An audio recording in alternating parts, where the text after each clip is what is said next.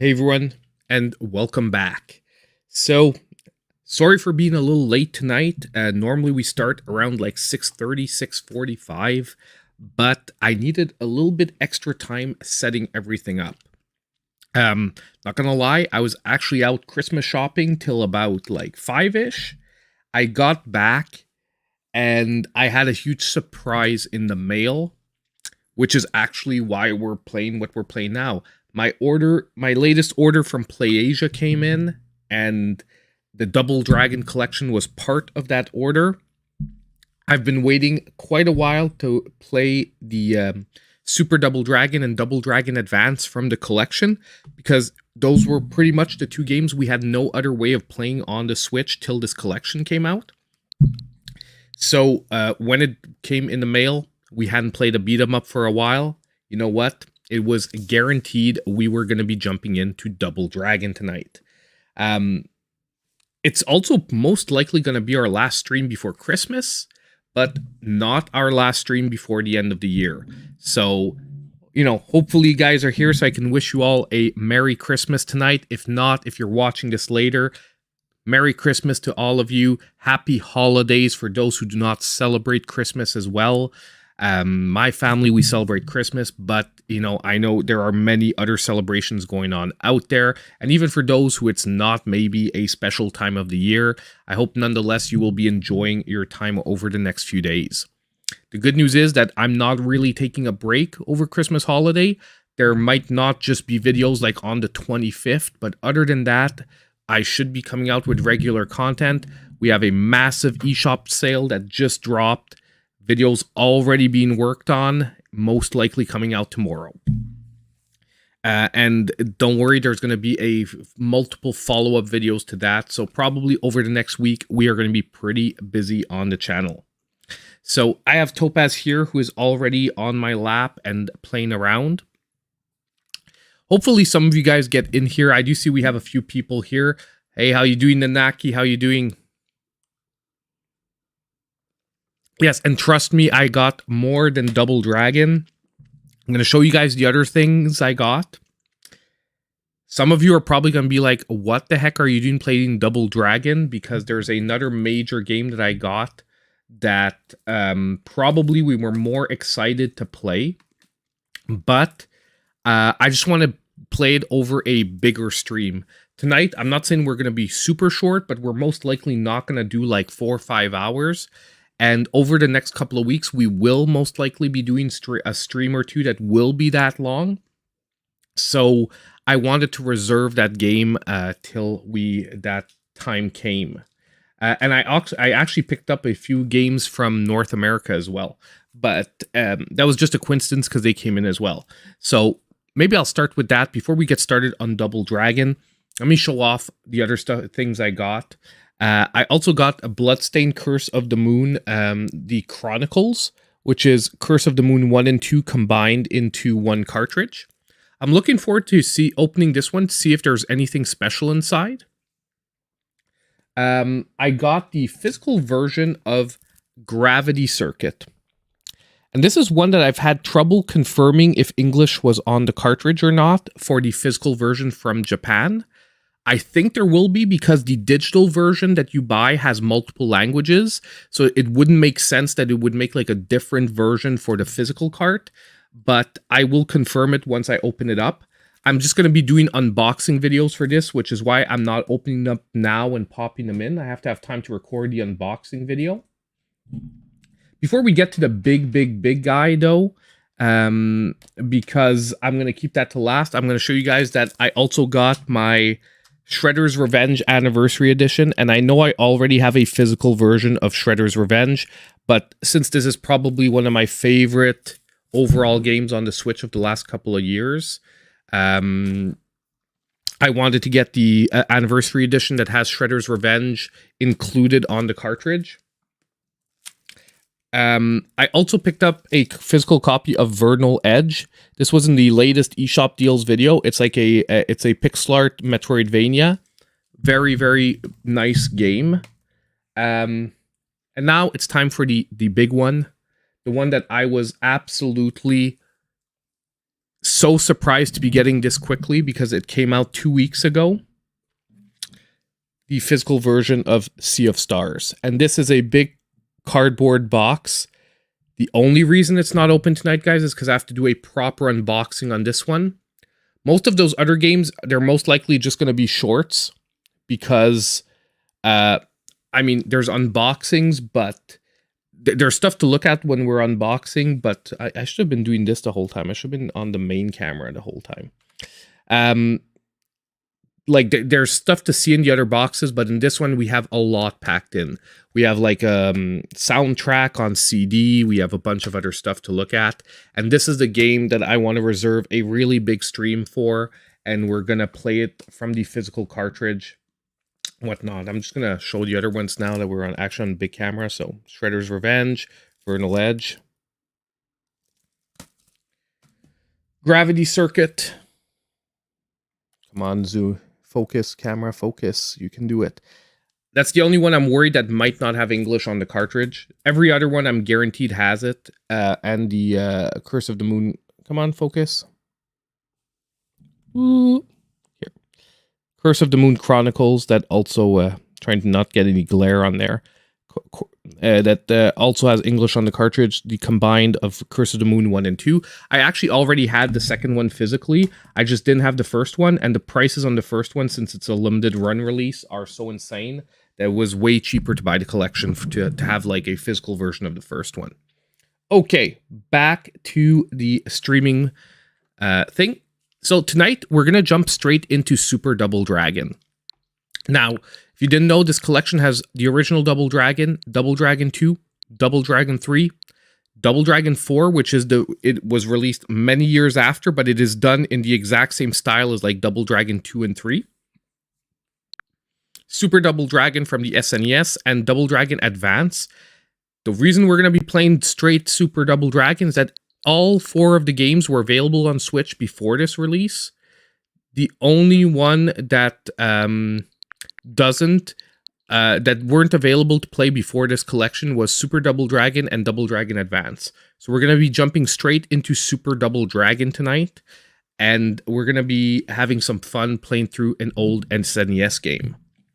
You wanted to see, so Scott Manuel, Merry Christmas. Thank you to you as well. Happy holidays, as I said a little earlier.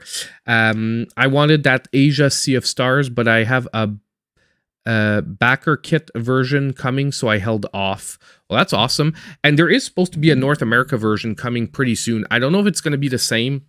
The one thing I'm scared is that they might cut out the physical CD in the North American version. North American versions very rarely have physical CDs. I was worried about that, so I jumped on the Japanese version, and it is guaranteed that there is English on this cartridge, so that you do not have to worry about for Sea of Stars. I know multiple people, like outside of YouTube, that ordered it, and I've seen everything that's in the cartridge, like in the box myself before, and it is some good stuff. Oof. Gotta take my phone out of my pocket. It is killing my legs. Okay, so let's jump into Super Double Dragon. Like I was saying, I was a little late. I was running around trying to finish up my Christmas shopping, which was highly unsuccessful, by the way. Highly unsuccessful. I was actually in a really bad mood earlier because I got like... There's tons of people everywhere. There's tons of traffic to get everywhere. And I got absolutely nothing done. Absolutely nothing. I do want to see the menu here, though. However, first, let's go settings, screen, standard. We have scan lines, level 1. Okay, we can... Oh, I like this. I like this. 4:3 is standard, full. 4:3. I feel like I'm going to have to play on 4:3. 4:3 full. Now, 4:3 full, I think, is going to be better for stream. Full screen display, no, that doesn't look right. It looks way too stretched. But 4:3 full, I think, is going to be a winner. We have multiple wallpapers. We can put none. We can put the retro art from the original boxes. The ones from, I think this is Advance. And then we have like the symbols. Honestly, I'm going to put the retro stuff. Game control tips. Yeah, sure. Because honestly, Super Double Dragon, because I haven't played it since the original on the SNES, I actually don't have the cartridge. So I haven't played this one in a crap ton of time, which is why I was also excited to play this. Audio, I think, oh wait, hold on. Audio, let's just see this quick what we've got. Sound quality, reverb. I think we're good here. Extra, game version, Super Double Dragon. Return of, oh, you can switch between Super Double Dragon or Return of Double Dragon. The Japanese and North American versions, there are some slight differences, I think, like in spawns and whatnot. We're gonna stick with Super Double Dragon for the moment, but it's fun to see that we have the choice.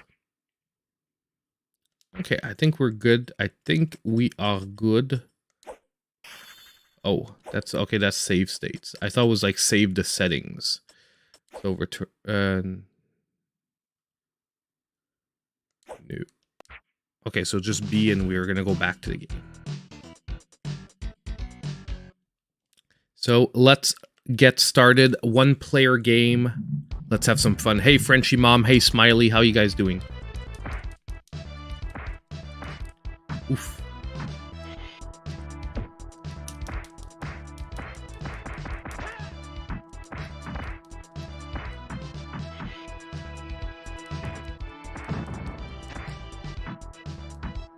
Oh my god, jump is on X. I forgot. Like I'm like a little bit taken aback.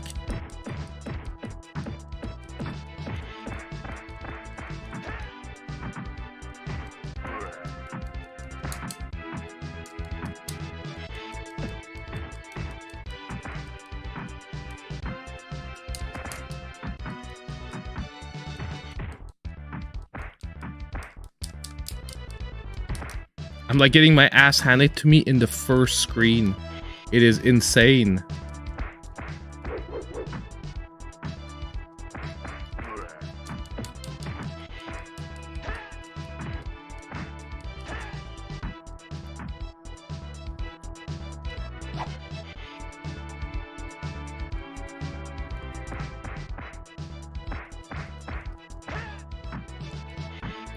Oh, we have a block button in this one.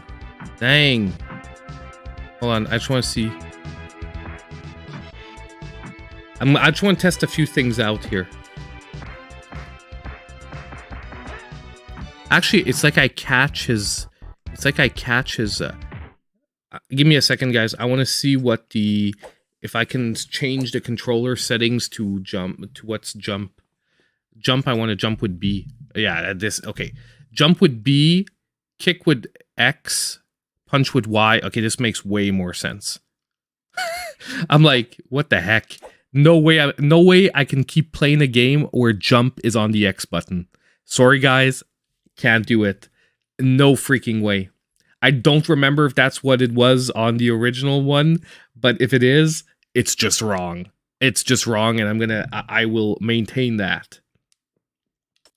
So, it's a guard button is A, charge button is L, R. So I think we can...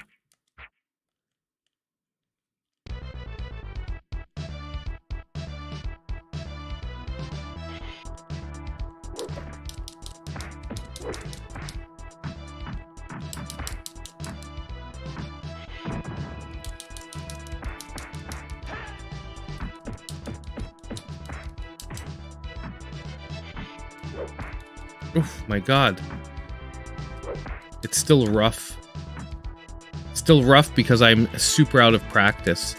I should maybe play Double Dragon 2 first, which is probably the one I've played the most overall.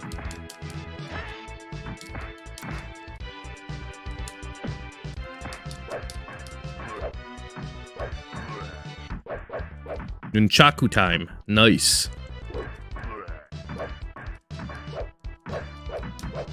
Oh, do we get like a boomerang?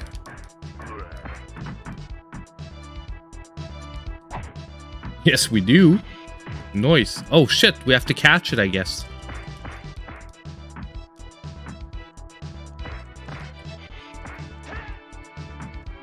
Pick up the nunchakus, dude. He did not want to pick up those nunchakus.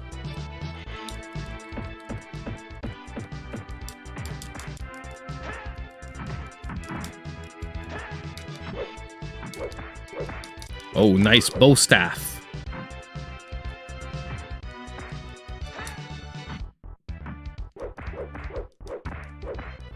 Let's whip their butts, man.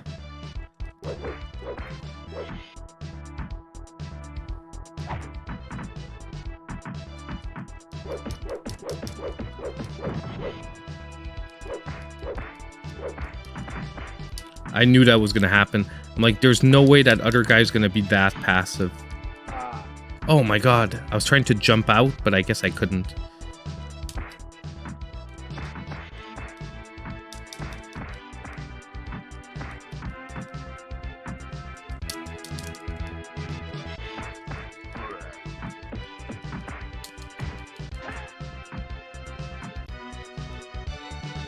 We should have a super move though in this game. That's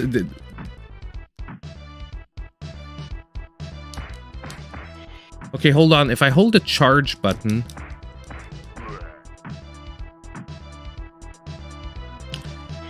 there's some I have to remember. There's something with the charge button. If I charge it up.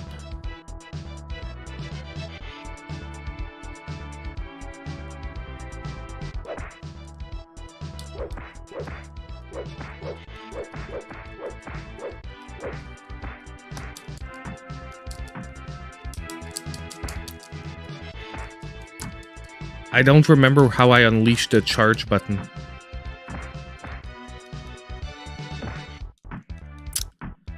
Man, I'd have to see the old manual. I don't know if the manual's in this. We have to check.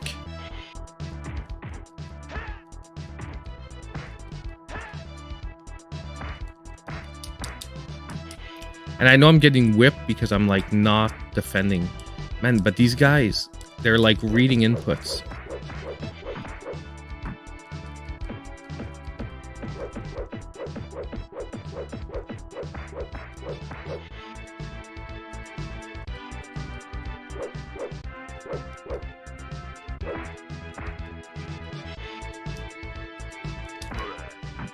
Oof. Doing freaking terrible. Doing freaking terrible.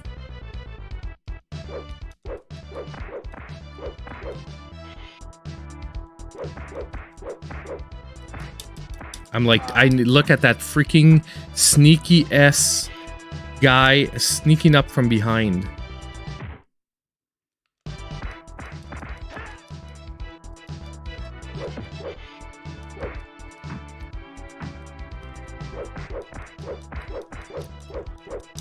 I'm like, we have to have a cloud. We have to have a like crowd clearing move somewhere.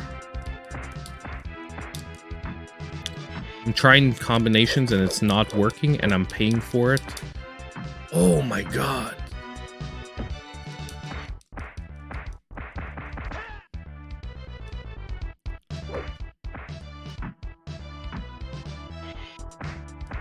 Oh my god, I wanted to guard again.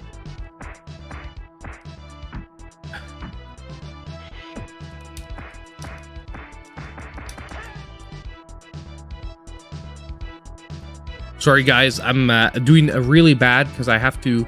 I did try punch kick at the same. I did try punch kick at the same time, but now I'm wondering if I needed to charge it and then do punch kick at the same time.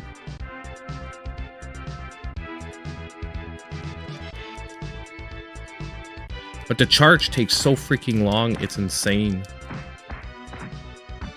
If it's that means like we were never gonna have a chance to use like freaking.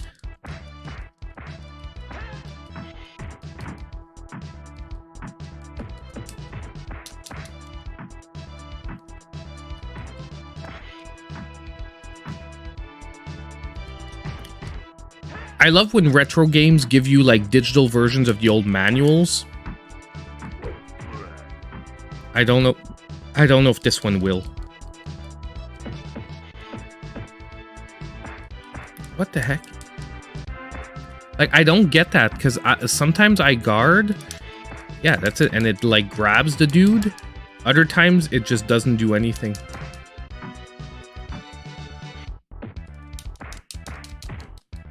I guess the guard can only last for a certain period of time. And you do have to semi, counter, it seems, with it. Where you have to use it just before the guy attacks you.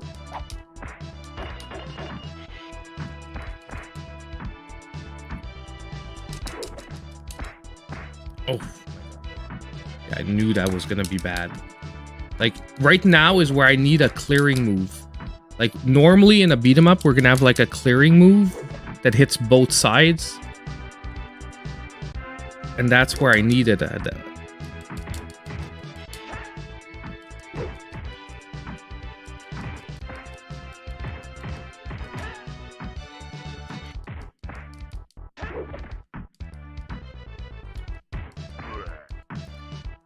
Because the guys in this game try to circle you.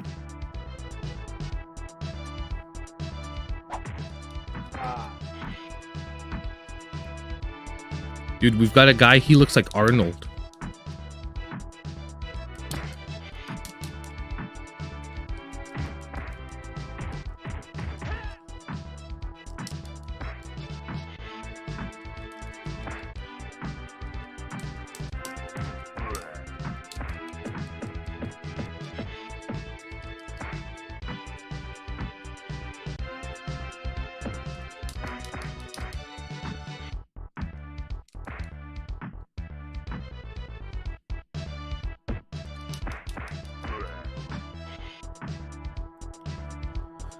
Trying to get a hang of this, not too bad. It was $29.99 US on PlayAsia.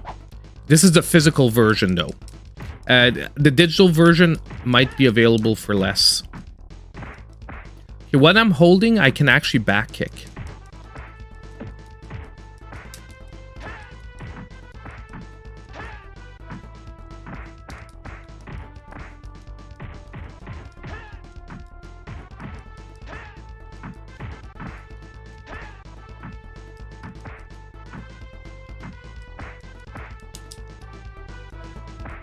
Oh.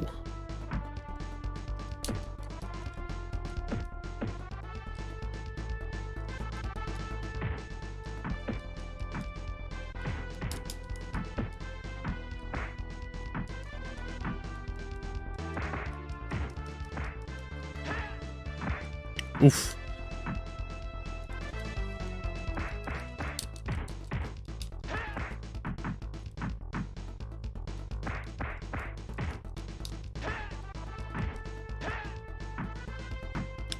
We can sort of juggle between back and forward. Like, if I do 1 or 2 hits on the first guy, it does stun them from a second, and then I can sort of bring my attention to whoever's behind me. But it just doesn't feel like this is the right way, because normally Double Dragon always has an automatic back attack. Like, even the old games had, like, left or right.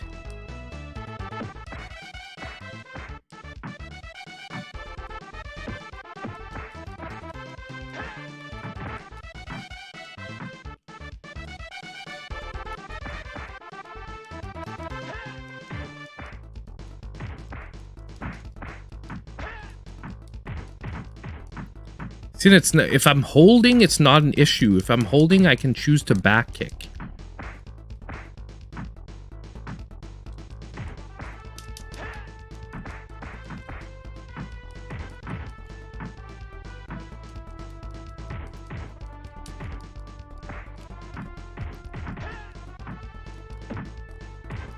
I don't know how long the hold lasts, but it seems like it lasts a heck of a long time.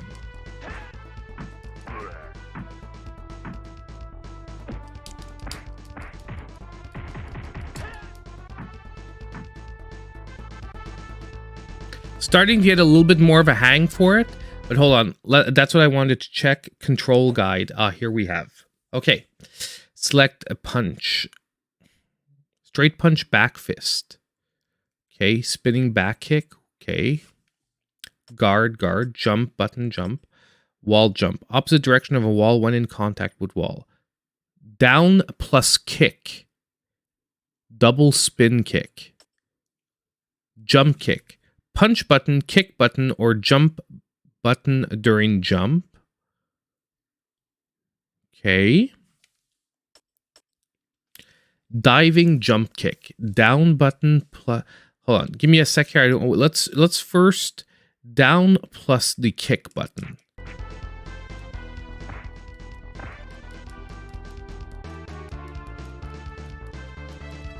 Okay, the stairs seems to make them invincible.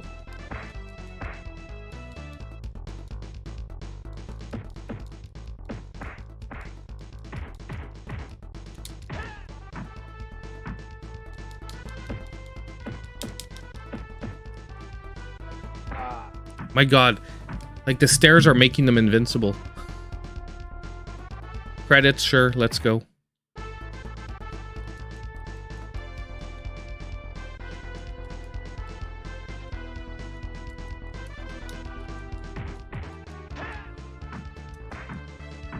So actually for the jump kick, we can actually just double jump. That's actually really good to know because the jump kick combination is a little wonky.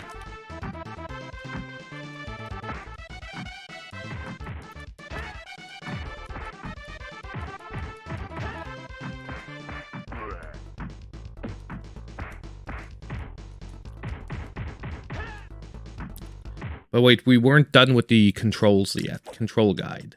Okay, diving kick, flying, vertical fist, punch button while enemy is crouching, reverse kick, kick button while enemy is crouching. So a lot of these are situational. We're not going to have to worry about doing them. They're just going to do it when it happens. Flying, back kick, back direction plus punch, kick button, or jump button during a neutral jump. Okay. But that's not actually going to be a back kick. That's just to do like the spinning back kick while forward. Okay, middle kick, grab hair, approach while is staggered. That's okay. Middle kick, down button plus kick while enemy is staggered. Okay.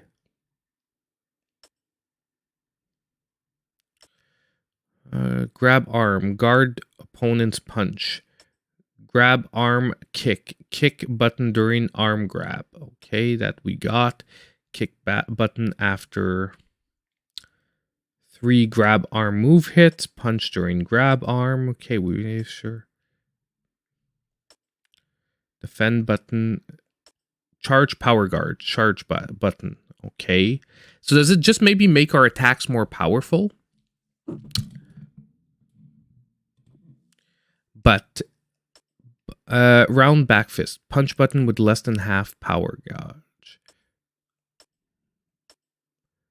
Charge gauge to max, yeah. Punch button or kick button near weapon.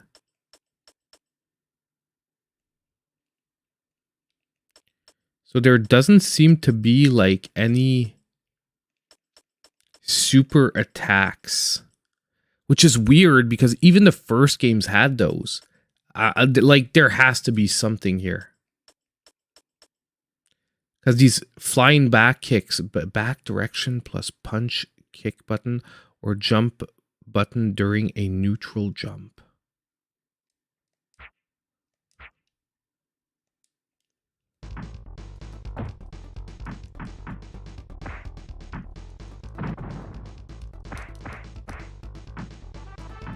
I guess it's the charge button here that I'm not...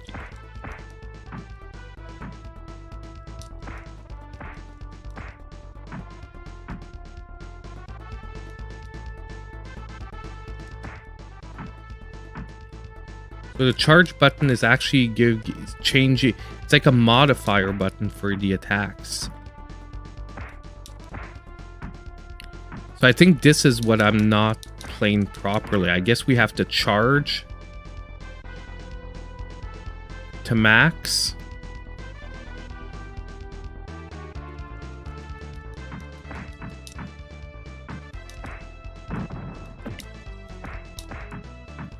Now our attacks are much more... Okay, our attacks are way more powerful.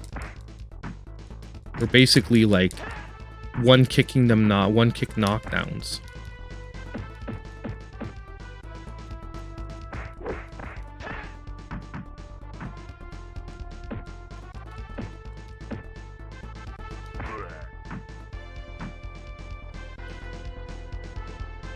Not sure I super like this charge system. And honestly... Wait. We did the spinning kick. If we're above half, we do the spinning kick. That's the one I want. That's the crowd clearer. But like, you have to be charged more than halfway, but not at full? That feels just weird.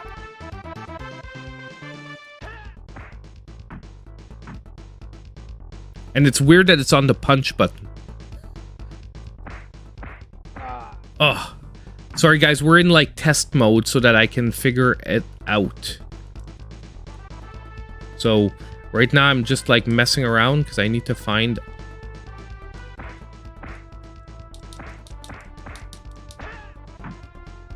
I want to know what happens when I'm above half, but I kick. It does it too.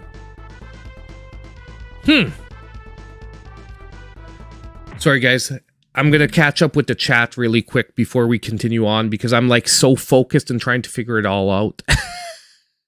Hey guys, hey, I wish I missed a ton of you guys, man. The chat's been blowing up. Psychosis, welcome. Blazing Saddles,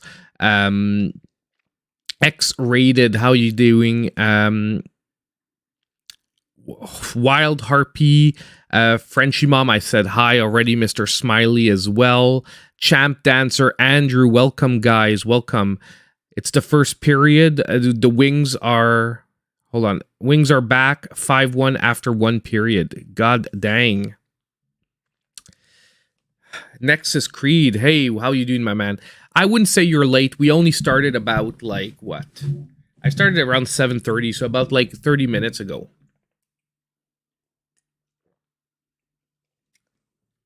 And I'm trying to remember how to play Super Double Dragon.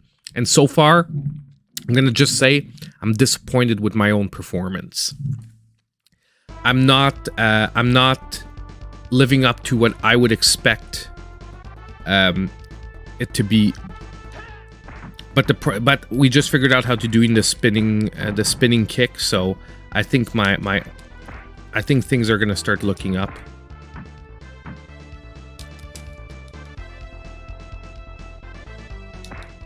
Oh my god!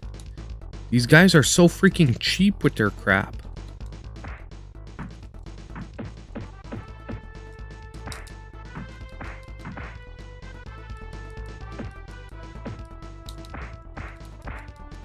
Man, when you grab them, the other guy just freezes and doesn't do anything.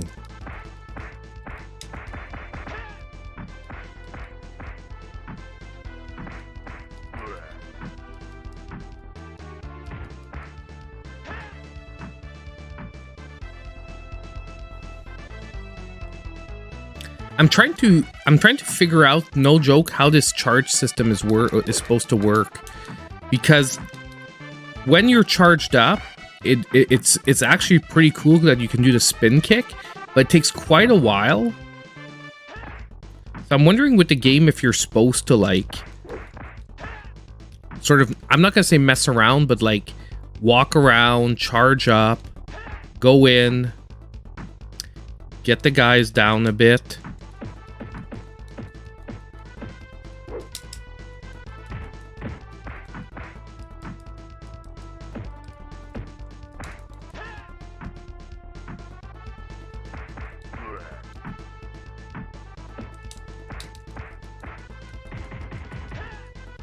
We're doing a lot better though now. It's not as bad as those first few screens where basically I had no idea what I was even doing at all. It just feels so different than the systems we've had in the other Double Dragons. And I really didn't remember that this one was like that. But like I said, I haven't played this one since back on the Super Nintendo. Because it's... I said at the beginning of the stream, I was really looking forward to playing this one again because I remembered playing it. But since we didn't have access to it on the Switch, this is one of the rare Double Dragon games that I don't have the original cartridge. I still have Double Dragon 1 and 2 on the NES. Play them regularly. Double Dragon 3 just doesn't exist in my book. Which is why I generally hardly ever reference it as a Double Dragon game. Because, yeah. Anyone who's played Double Dragon 3 knows that, well, I'm not going to say it's an awful game, but it definitely wasn't a high point in the series. Let's put it that way.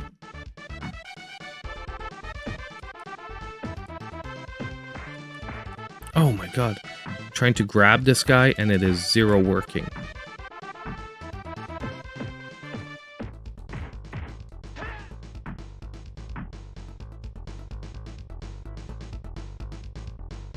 I know, and me too. Double Dragon 2 is like one of those games on NES that I can play anytime that I don't know what to play. And it always feels good. Oh, shite. I thought we were out of lives. I forgot that 0 counts.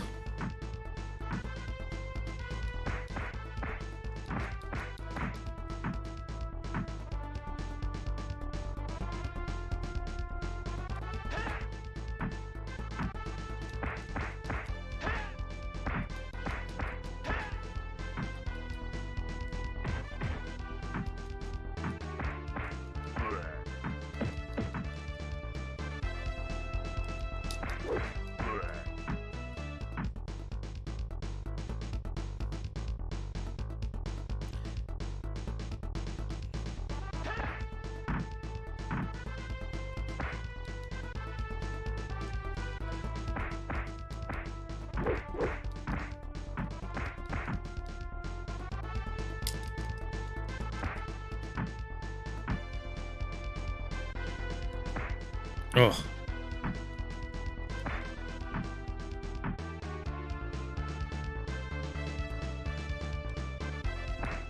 Oh my god, I was gonna spin kick and he freaking...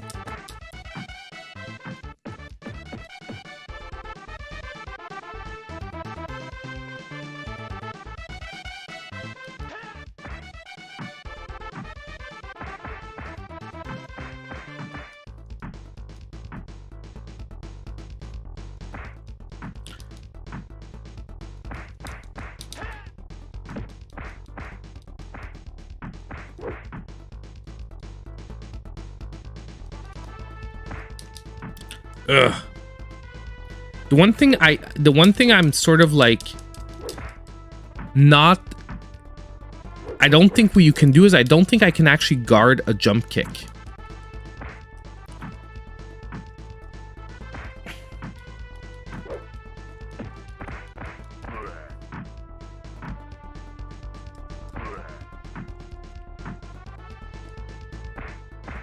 Oh man, the guard was just off on that one.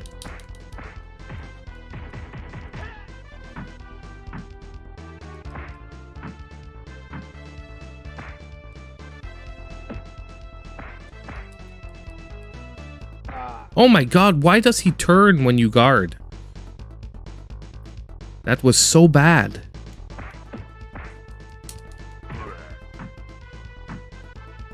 What we're probably gonna do too is after like when I run out of credits, we're gonna try a little bit of Double Dragon Advance, because that one too I've been looking forward to.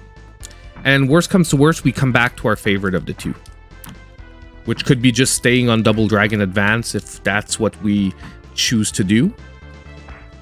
Or we can always go back to one of the retro ones, but I felt like more spending my time with the ones we couldn't play before today on this, well, today. Before the release of this collection, the ones we couldn't play on the Switch yet.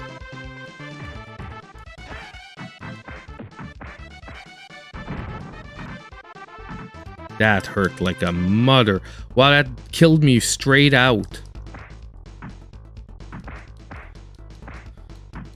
That is crazy that kills you like straight out.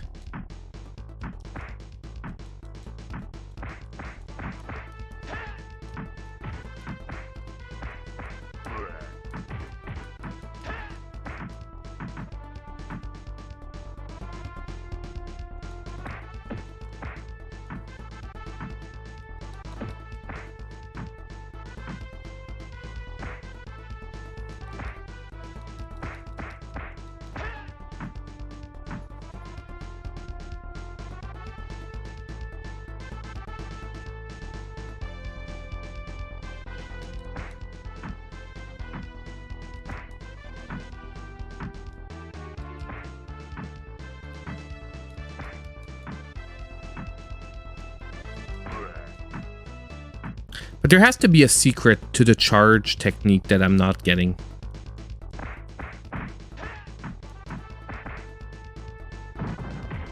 Oh my god, the worst is I'm like, I saw the bomb and I'm like, dang, I'm jumping into it. Let's hope I can jump over it. So definitely make sure you dodge the bombs because they cost you a life every time. That's a little harsh though. I get the realism concept, but it is nonetheless a little harsh gameplay wise.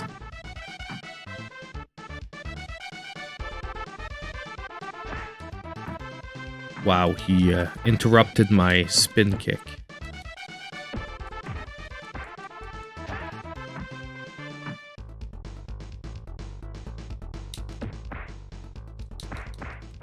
Wow.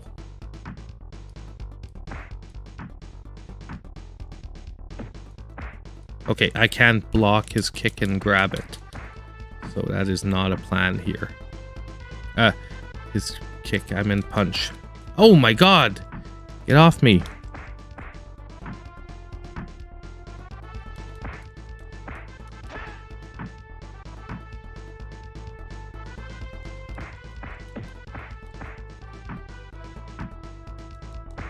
Oof. Stop my spinning back kick.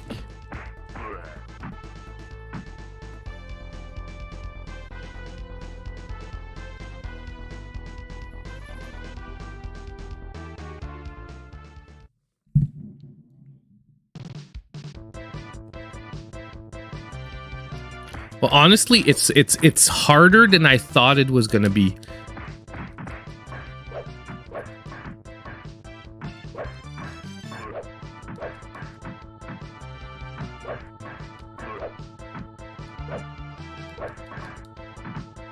But definitely the nunchakus are so far my favorite of the weapons I've tried. The bow staff is probably my least favorite because the attack range is so short. But this one actually really extends your attack range. Like, it really lets you attack from outside of the enemy's attack range. You just have to keep moving so you don't get, like, sandwiched between two of the guys.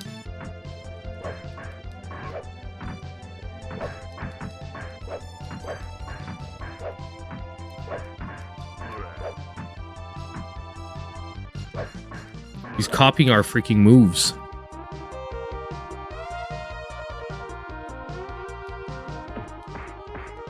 They took my nunchakus away. Bastards.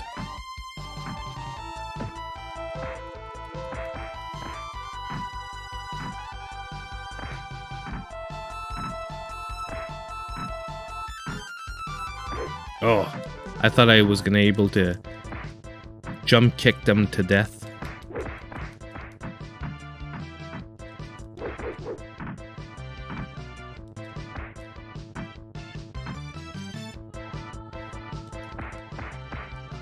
Oh, yes. I hate you, dude.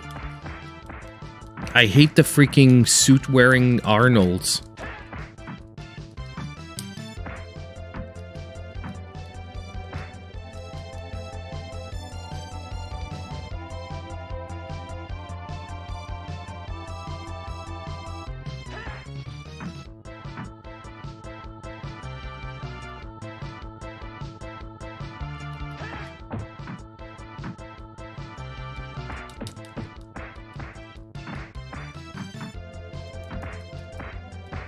And he takes a shit ton of damage because he's been here since, like, forever.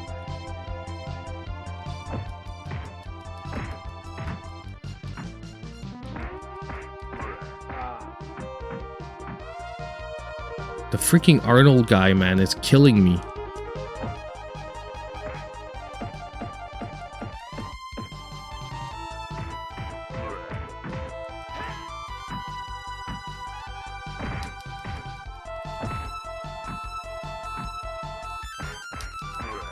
It's actually pretty cool that you can use the speed bag against them.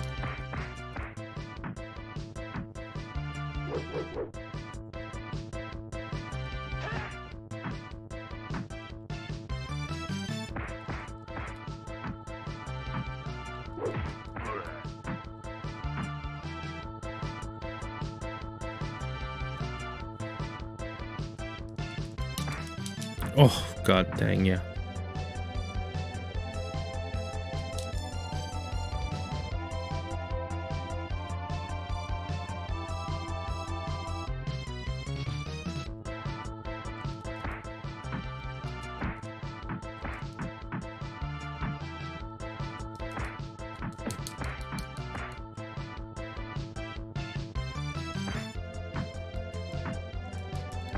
Ugh.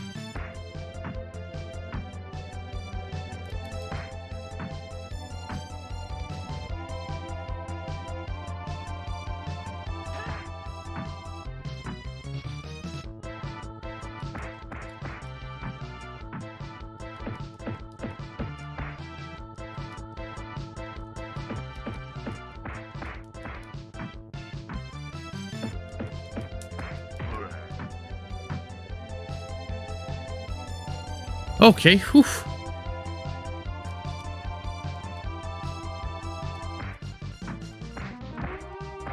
Oh my god. This game is killing me.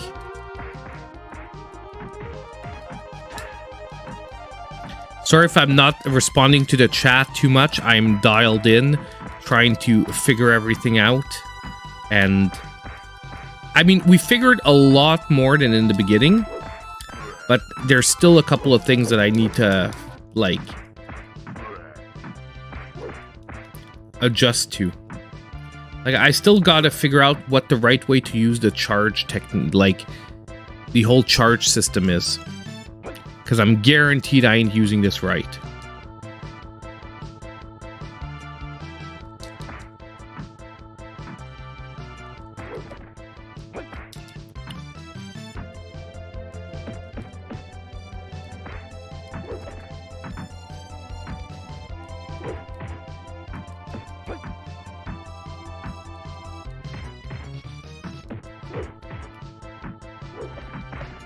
Oh my god. Like, the other games would give you the ability to use the spin kick move, like, really at a moment's notice as a get out of jail card. When you get sandwiched. And I think that's the biggest part of this one that I'm finding rough so far. Is that you have no, like, auto get out of jail card when you... I really can't kick that guy. Every time I've kicked him so far, he's countered it.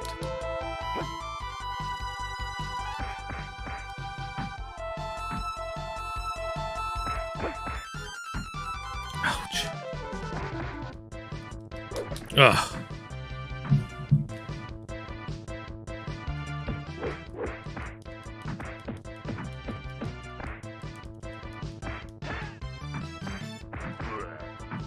Okay, we've got one of the sword guys down.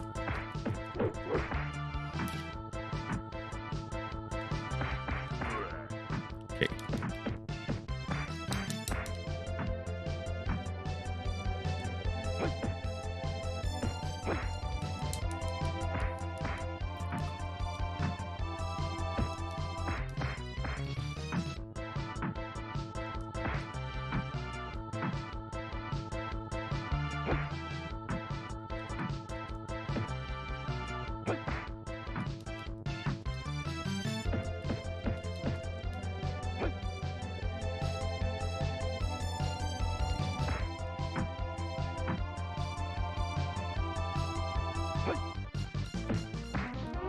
Ugh.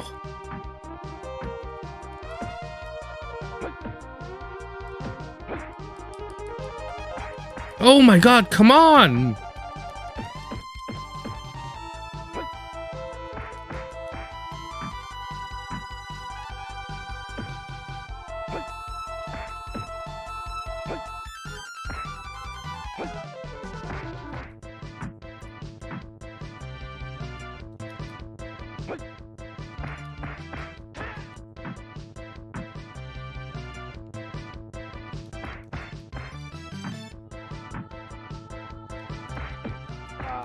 Ugh. God dang this guy.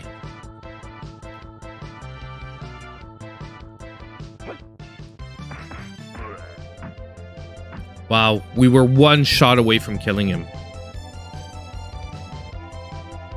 Holy crap, there's another one of them. Okay, hold on.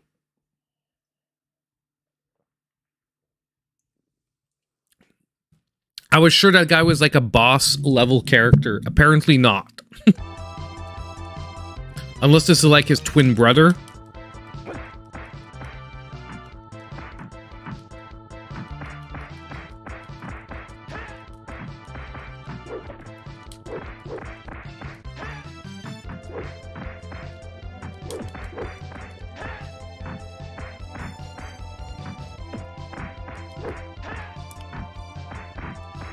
Dude, I don't know about this, but I'm not gonna complain because I'm like on fire. I don't know why I couldn't do that last time.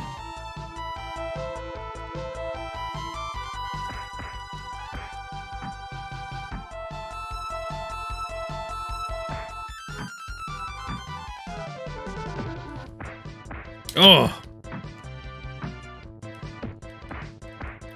Oh my god. Like, random dudes can just wreck you in this game.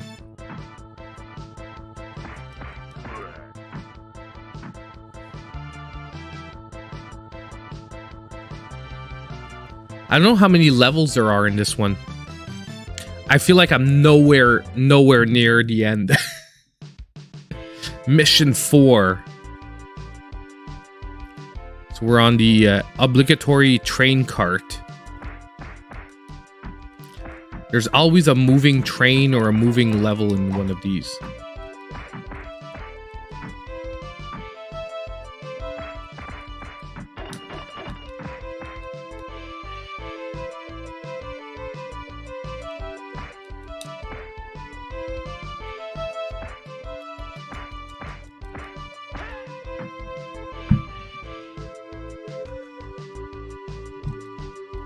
That is not part of the plan, though. I didn't... walking off the side of the train? Yeah, definitely not a plan for victory here.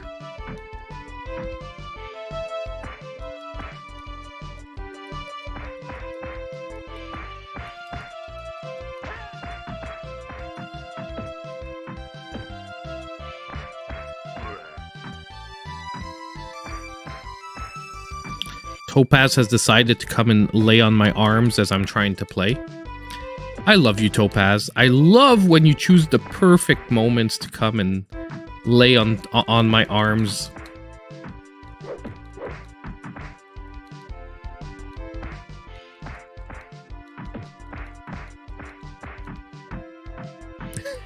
Like, I can't move my arm right now because, yeah, I have something furry and on it. Oh my god.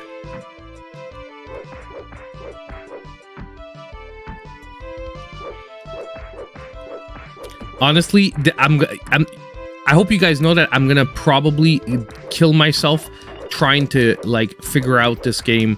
Like off stream, I'm most likely gonna play this tonight till I sort of figure out how it works.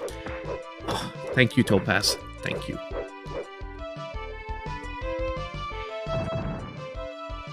What the heck? We just got like...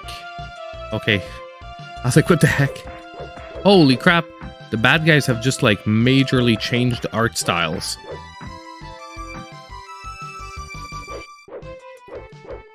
Oh my god, I think that's what's an NPC that's supposed to walk off screen.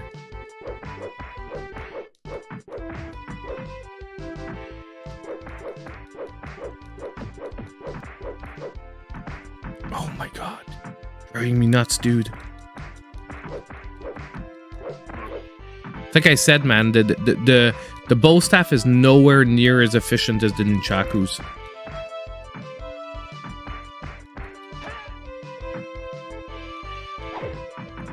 Oh. Knife just wrecked me.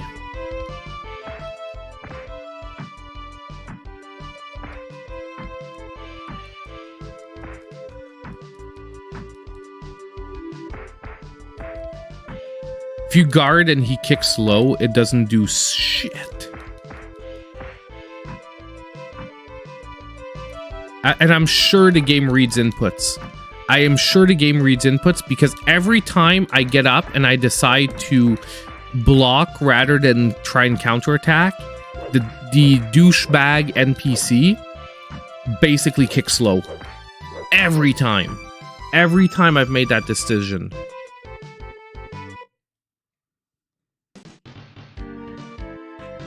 Well, mission 4 was just that.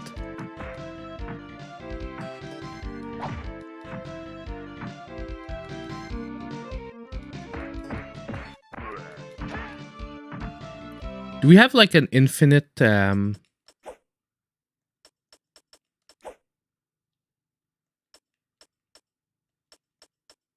was wondering if we can give ourselves infinite credits, but it does not seem that we can. That's fine.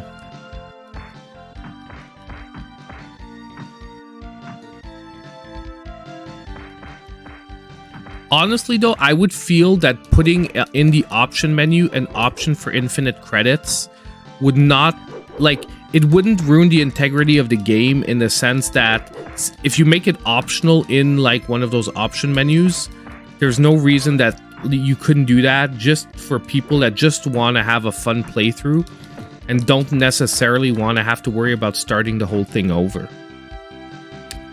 I find some of these retro games, when they port them over, there should be like those cheat codes in there all the time.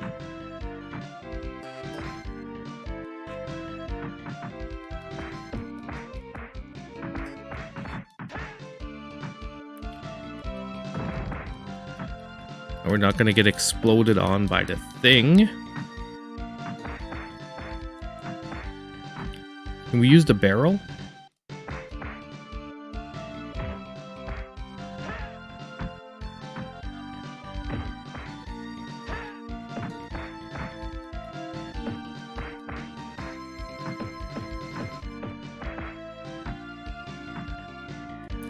This is one of the best Double Dragon songs. This is like a remix of like one of the original ones.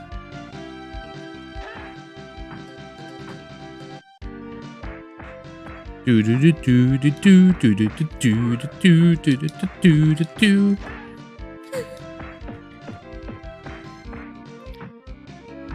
The music is just as good as it's always been, but this is definitely my favorite of the Double Dragon songs.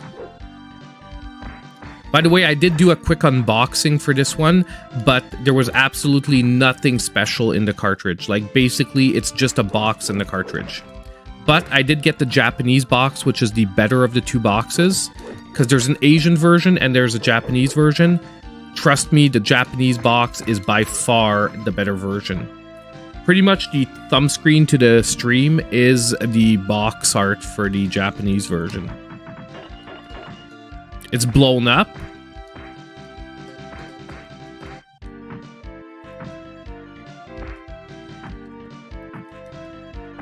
But it's the box art for this version.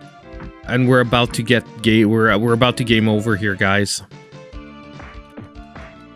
We're going to give it one last heroic try here.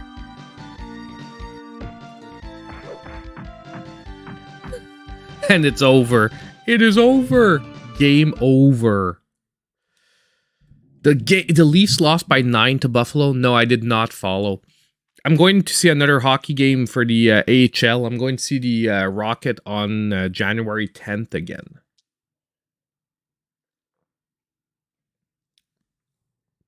Um, you're one of the weirdos that says Double Dragon on the Master System is better than on the NES.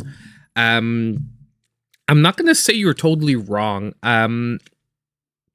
I just played the NES version way more, but seriously, it is not. Oh, I didn't show you guys. Yeah, the box art. So basically, I thought it was gonna maybe be reversible. It is not, unfortunately. Before we jump over, this is the Japanese version of Double Dragon Collection, which is, as I said, is pretty much the stream.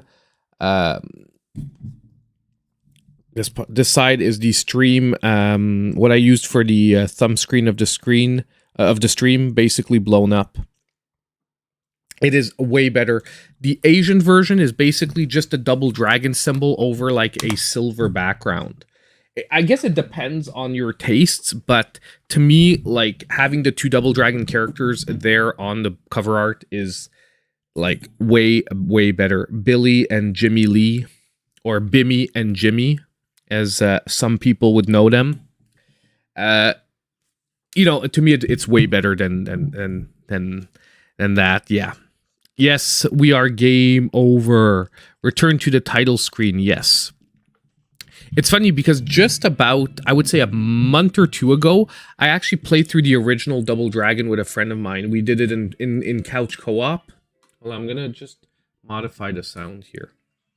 I actually have a new headset I want to test out. I just didn't have time to do the unboxing portion.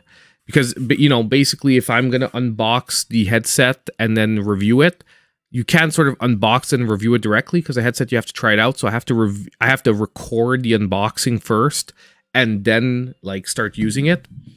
Didn't have time to do that before stream. I actually just recorded, like I said, the Double Dragon, but it's going to be a pretty shitty short because, like I said, I'm like, hey, is there any surprises inside? I open up the box and I'm like, I guess not. There's just a cartridge. So it's like it like ends on a pretty sour note, but still, I want to do regular unboxing shorts for pretty much almost every physical game I get. Maybe not like a physical game that I would get that's like 3 years old, but every game that's come out in the last year that I'm going to get physically, I want to do unboxing shorts for them, just as like a fun little side thing for people that like walking through them. And rather than just doing them fast speed over music, I'm actually going to be talking in the shorts from now on. So I'm going to give you my thoughts really quickly. So I'm going to be like, no, this is Double Dragon imported from Japan, blah, blah, blah. If you want to pick it up, affiliate link down below. And then, you know, I'm going to open it up and be like, give you my thoughts on what I see inside. Obviously, when all I see is a cartridge, there's not much I can say. But like, for example, when we're going to do Sea of Stars, but Sea of Stars, I actually might do like a 2 or 3 minute video and then cut a short together. Just because I think Sea of Stars is such an awesome addition that it requires a longer than a 1 minute video. You got a ticket for $29 US. Nice. Yeah, it's a fun thing. I had started doing them for a while, then I stopped. And I stopped primarily because I was disappointed with my unboxing camera. It was making things very hard because it wouldn't focus well. So I was like, a lot of my footage would always get ruined because it was out of focus. But now, since I'm using my DSLR now as a streaming cam and as my main cam, I switched my old main stream cam to my unboxing cam.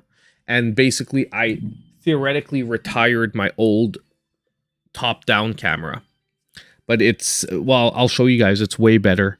Like, this is my top-down cam now. If you saw my old top-down footage, this is day and night difference. It maybe might not seem like it like that really quickly, but if you saw how fast it focused in there on the box art, that was super quick compared to my old cam. That would take like basically, no joke, like at least count them out, like 1001, 1002, 1003, 1004, 1005 to like focus in on the box art, and quality is so much better. So not only that, but I was waiting till I had that all set up to do my next Lego video, which is going to help a lot with the lighting issues I was having last time. And also the fact that I'm going to use the mat as a background is going to help out a lot. So it is positive things all around. And we have Topaz walking around there. You can see. I should have a permanent Topaz cam. But she moves around way too much for that. I'd have to have like an AI... I'd have to like have like an AI cam that follows her around to actually do that. I was looking into getting that, by the way, like a AI cam that like follows you around when you talk and you stream. But I don't think like in the price range I want to go for, there's something that like makes sense. But what I am gonna do is I'm upgrading my microphone next month probably. Yes, I did get a physical copy of Double Dragon. They came in today, DJ. That's why I was late to the stream. I went Christmas shopping, and then when I got in, my Play Asia order came in with Sea of Stars, Curse of the Moon Chronicles, Gravity Circuit, and I had to go pick up at GameStop the anniversary edition of TMNT Shredder's Revenge and Vernal Edge, the physical version.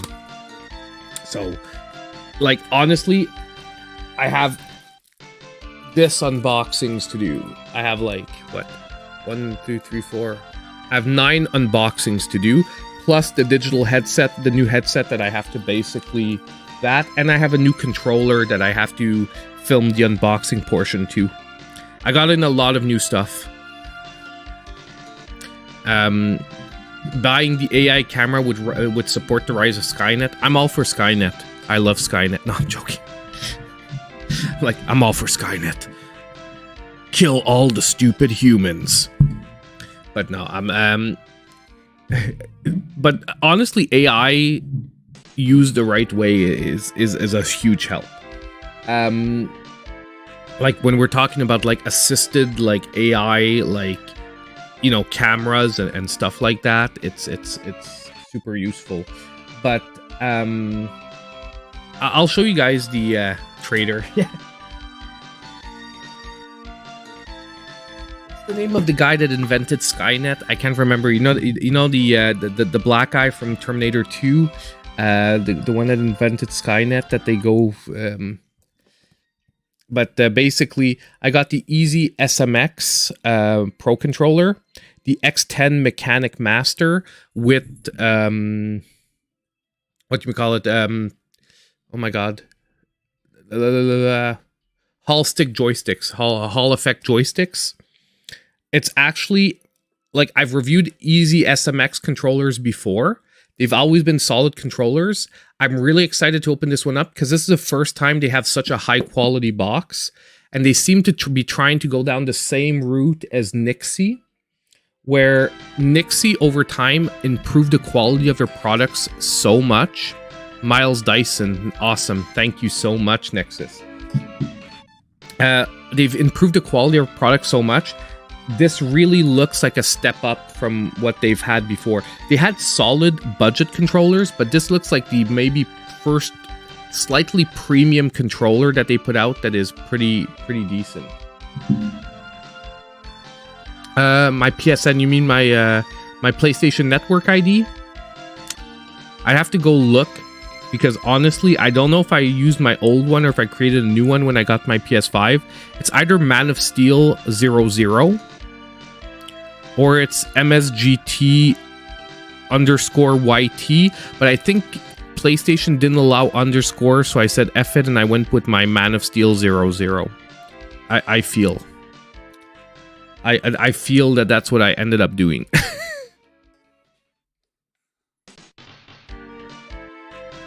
But so I got that, and I got a headset from Fine. It's some a Chinese company that makes headsets. But you know, honestly, the Chinese companies are not like they used to be. They're worth reviewing because from time to time you find one or two of them that actually make really nice things. The Ghostbusters team up. What are you talking about, Ghostbusters team up? Wild Harpy. I got my order from PlayAsia for Final Fantasy 9, 10, X and X2 and Chrono Cross. Yeah, those are really awesome physical versions. They still have Final Fantasy 7 and 8 2 combined for pretty cheap now. I think it's around $30. Yes, we are trying Double Dragon Advance.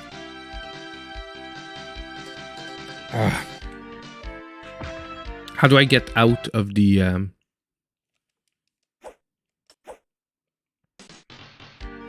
Okay, yeah, but I don't want this title screen. I want the overall title screen.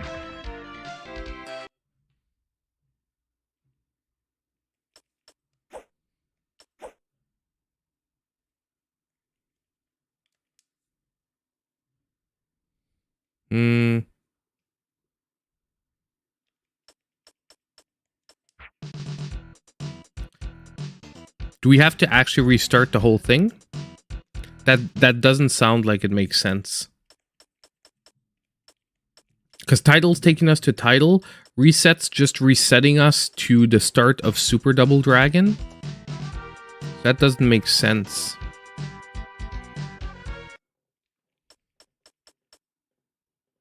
Oh, we do, because it's true. Sorry. This is a collection. It just flashed on me. When you put the cartridge in, all the games pop up separately. You actually don't start up like a hub menu and then choose which game you want to play. It's true. Every game appears separately on the menu.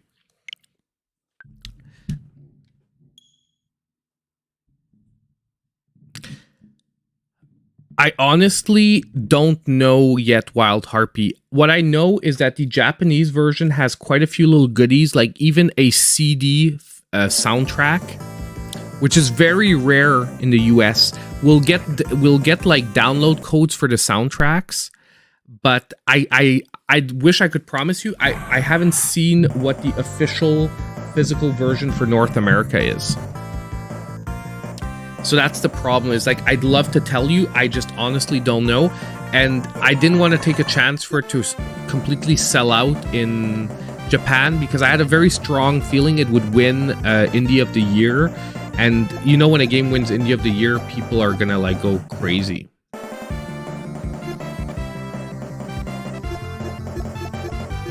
Hold on, options, difficulty. Okay, we're gonna up the credits though. Oh, we are at max credits. God dang. Players?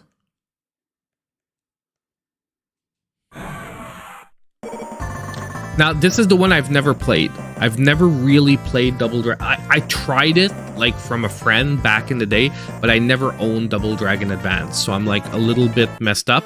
And this, we couldn't really rent advance games. By then, they weren't really renting advance games. I'm wondering...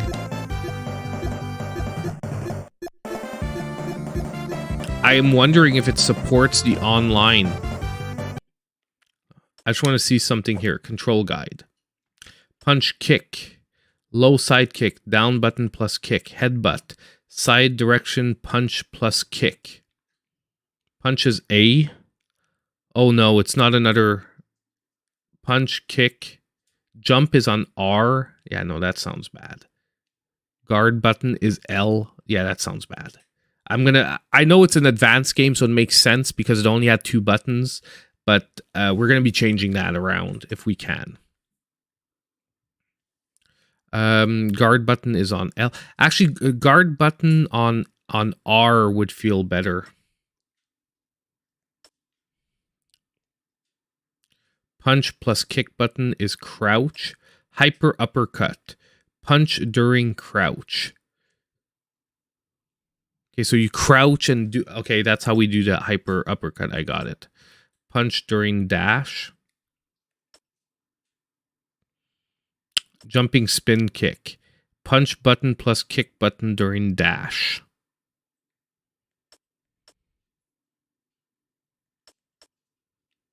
Down button plus kick is crouching. Head grab. Judo throw.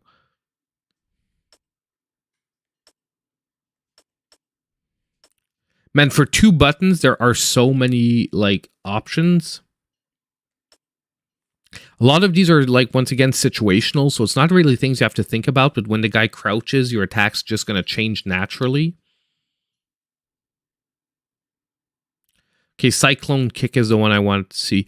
Punch button plus kick button during jump, which is why we're definitely going to change jump. Down button plus kick during jump. Okay, escape, jump button.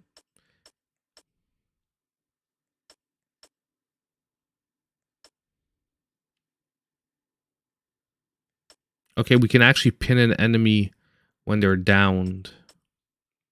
Pick up weapon, punch button on the fallen weapon, use weapon, punch button, blah, blah, blah. Release weapon, guard button while holding weapon, counter knife with bat. Okay, I think we're going to jump in. Settings. Controller, type 1. Type 2, punch with A. No, A punch feels wrong. I want Y punch.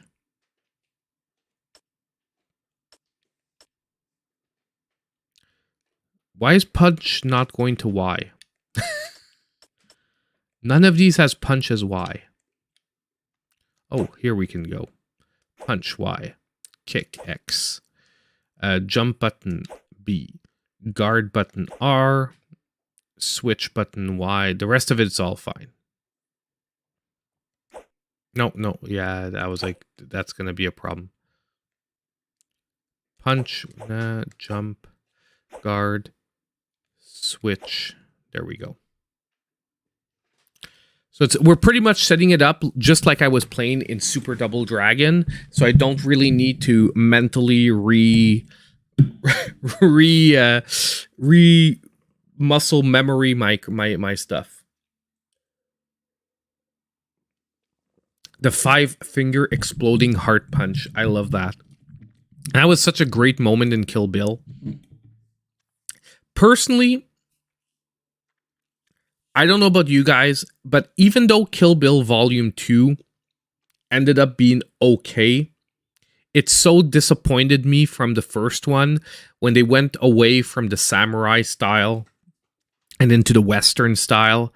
And I got it that it was a thing where they wanted to do like East versus West. But come on, the Eastern style was such a superior look for that game. For that movie series. Anyway. Yes. Oh wait, we didn't look at the screen settings. Oh my god. It's true. Because this is Game Boy Advance, it's not 4.3, it's 3.2. We're going to go with standard full. We're going to go with no scan lines. We're going to put an awesome wallpaper. We're going to go with the dragons. Game control tips. Sure. Yes. I think we're good. Let's just see what the extras are. Okay. Once again, it's awesome that we have increased quality. Yeah, we're going to go with increased quality. Because I do get that the Game Boy Advance, sound-wise, was maybe one of its downsides. The Game Boy Advance didn't have the best sound overall. What's the difference between one-player dragon game and one-player double dragon game? Can you swap between two characters? Okay, we're gonna try one-player double dragon game since we're playing Double Dragon, but we should.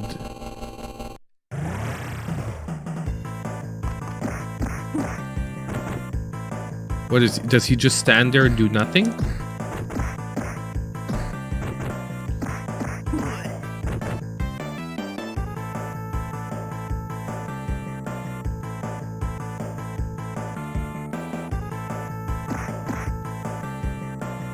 Oh, okay, I think this was a mistake.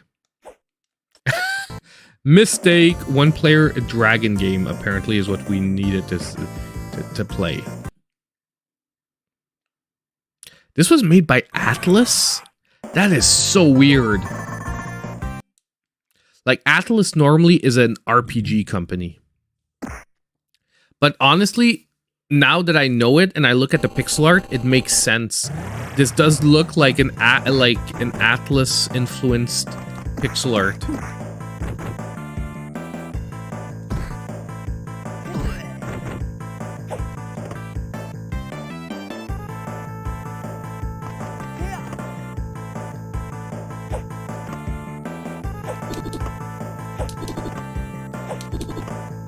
It's a little weird doing this move though.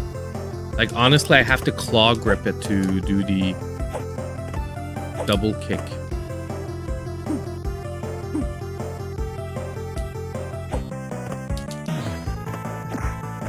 Anyway, we'll see if we need a cyclone kick that much.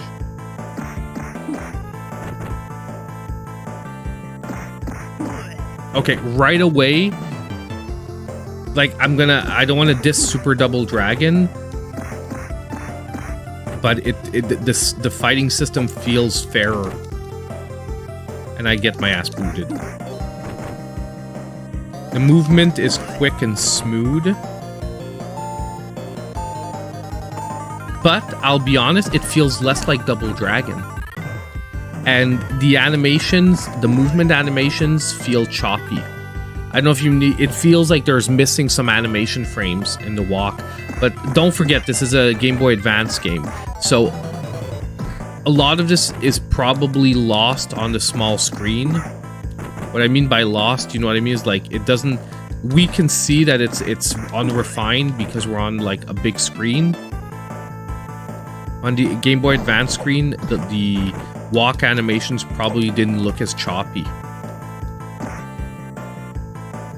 Oh no! I wanted to grab the whip.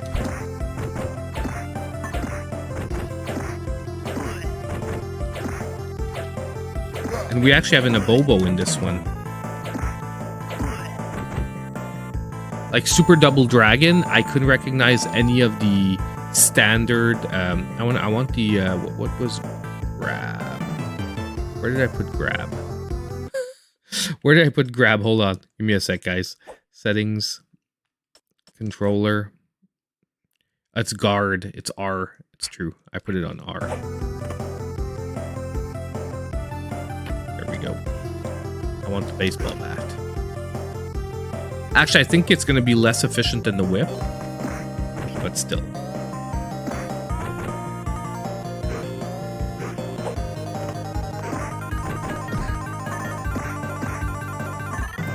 Oh, I love that the NPCs pick up the weapons.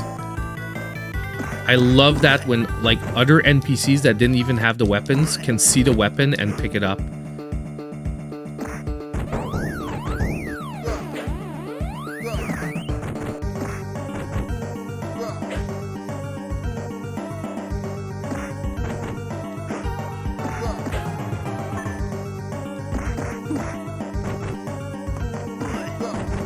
Ugh.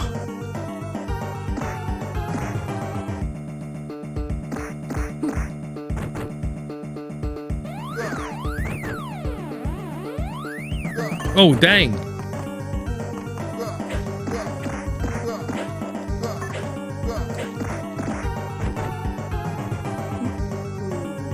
That's so weird that he gets up to die.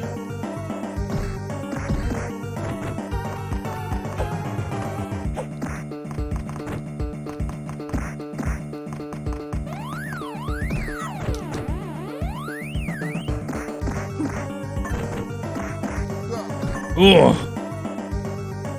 We're like all fighting for that baseball bat.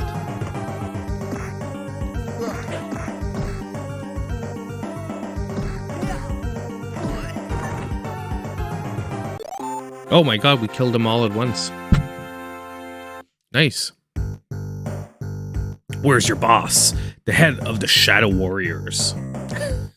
You can see that the little bit of there's a lack of definition here in the anime, in like the pixel art, because it was made for a small screen. Honestly, this one is probably gonna look way better in handheld than what I'm looking at right now unfortunately on dock mode.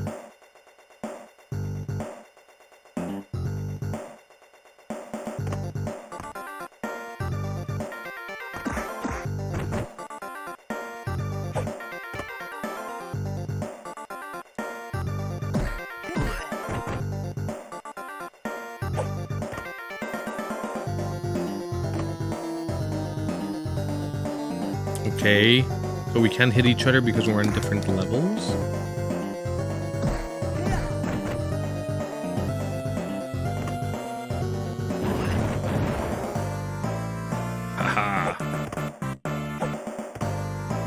Like, I'm not gonna lie, the controls feel a lot smoother in this one. Unfortunately, that does make it feel less like Double Dragon, because Double Dragon sort of always had, like, clunky controls.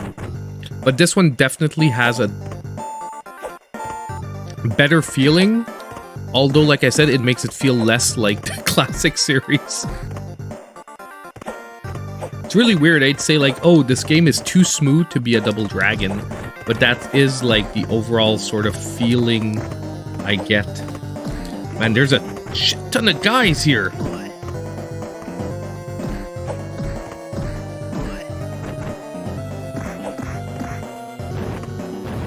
Oh man, we lost a life. They pitched us off the side.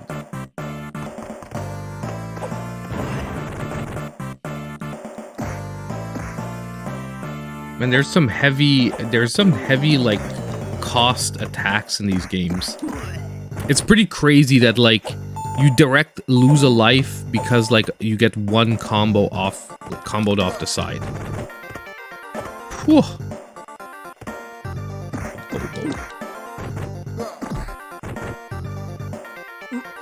Oh my god, another life gone.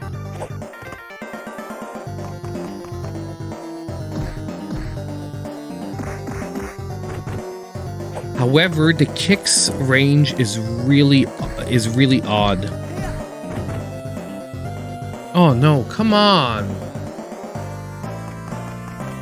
That wasn't clear to me that was like, that you could fall off the screen here. Okay, can I stop, like, getting, like, just sandwiched?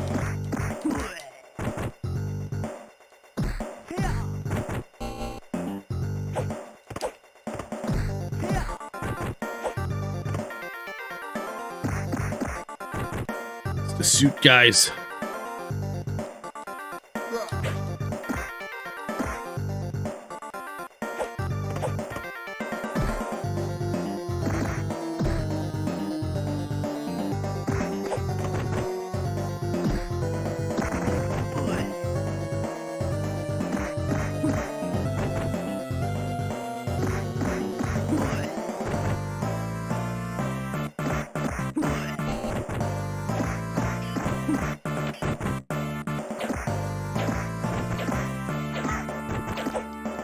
Aren't they Sandys, the girls? I think in this, the female characters, I think they're called Sandys, right? Because they're based off of Sandy from Greece, like, loosely, obviously. But I mean visually.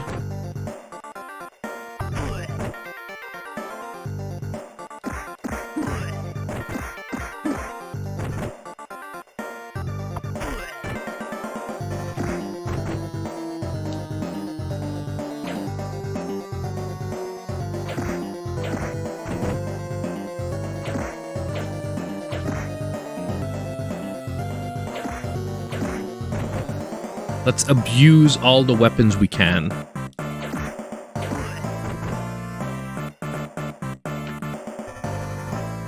Like, I remember the Linda's, you're right. Thank you so much, Nexus. Man, you are like the freaking encyclopedia Double Dragon stuff. Not only that, you even had the name of the guy from Terminator. Maybe you're just Googling it, but still, impressive.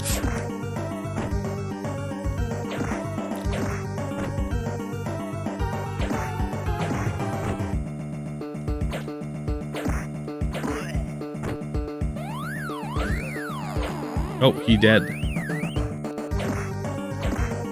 Or not.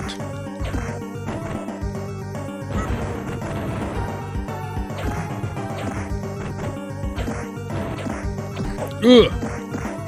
What the heck? Okay, you can stop. Like, what?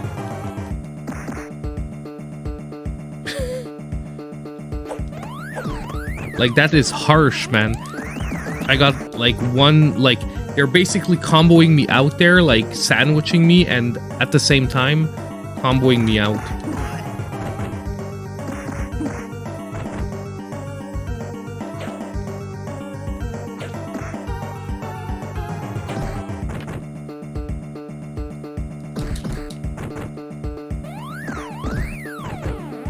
Holy crap.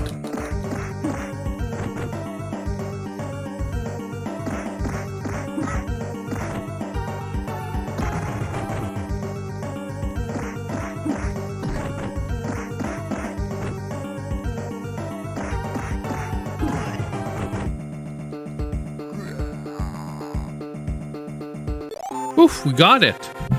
Holy crap. You're an 80s kid. I'm an 80s kid too, but I'm terrible with remembering the exact names of stuff.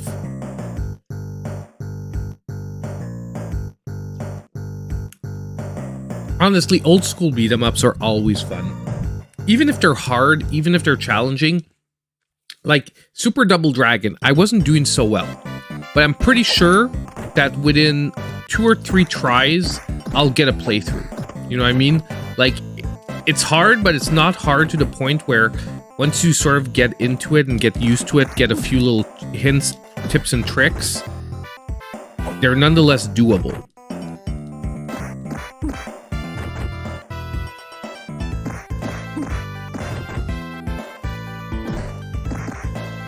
For the moment, though, the kicks are really disappointing here.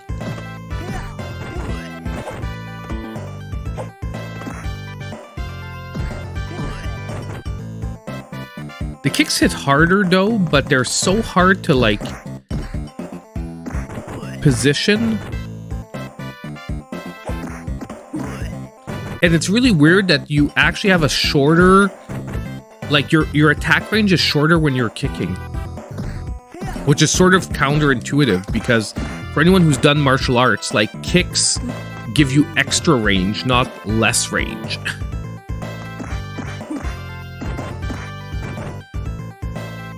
That doesn't mean you just start kicking wildly, it just means that it gives you extra range nonetheless. Nice. We got some batons. Now we're like max comboing. Ah. Oh, and then Chakus. Might want to try those.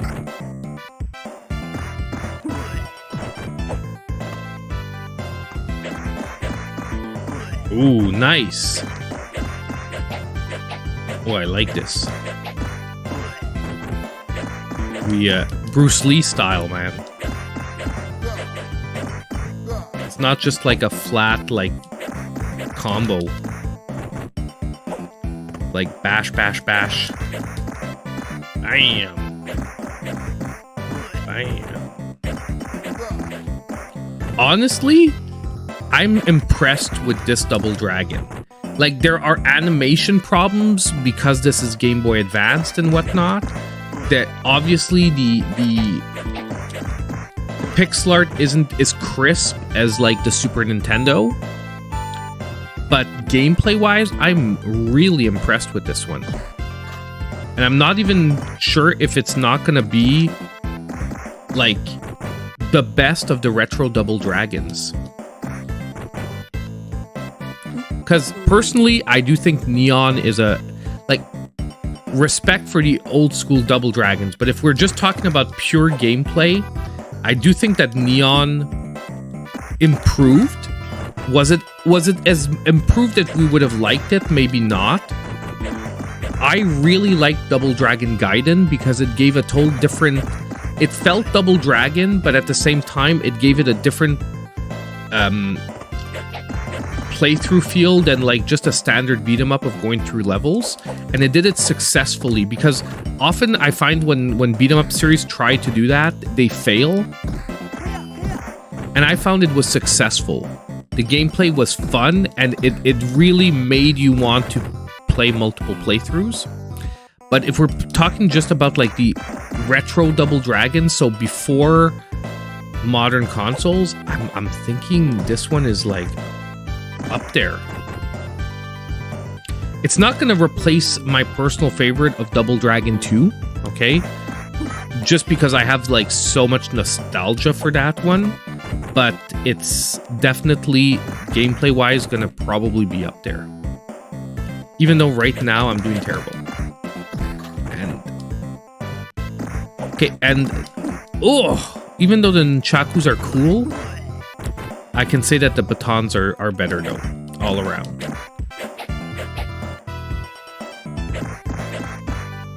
I love that he takes the Bruce Lee pose though when he Hey, y'all, Nanaki Unicron 8 says, but those tunes, yo. Yeah, honestly, the music is good, and this is enhanced version.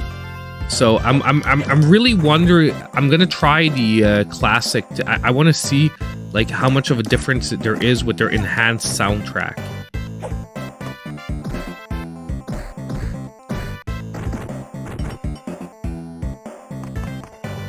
I'm feeling like what they're gonna be. I'm feeling where we're gonna feel a little bit of a lot of difference is the bass, because the Game Boy Advance often has no bass to its soundtracks, simply because the speakers couldn't really do that. Like, you know, they were tiny little. Like, you have to lean into the high sounds, not the bass. And I feel like this soundtrack has a decent. I'm not saying it's bass heavy, but you hear the bass in the soundtracks, in the tracks, that you probably don't in the original one.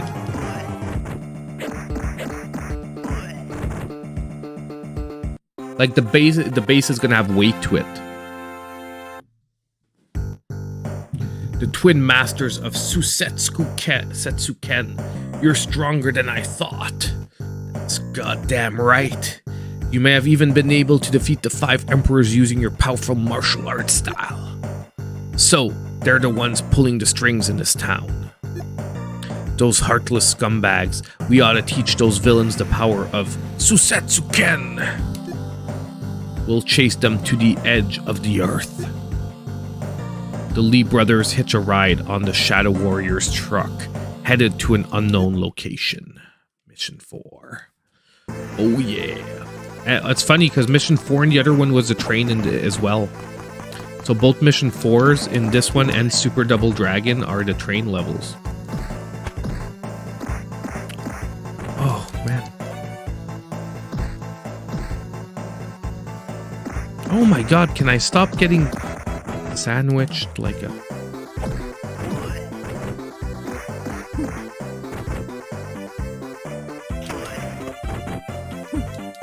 it's true, I'm like not using...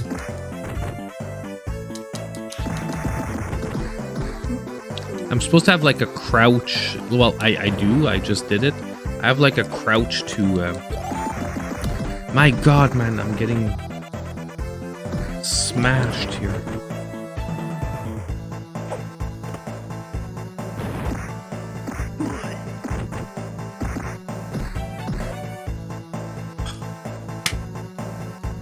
You, bro, man.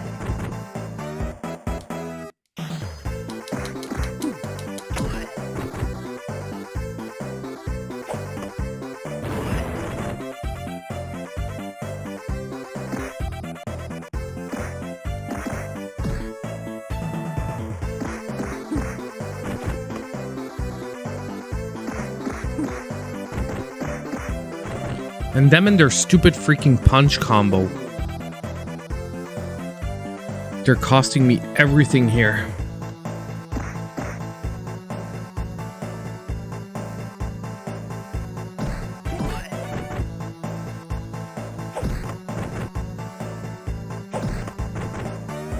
Bro, man. I'm getting like angry here.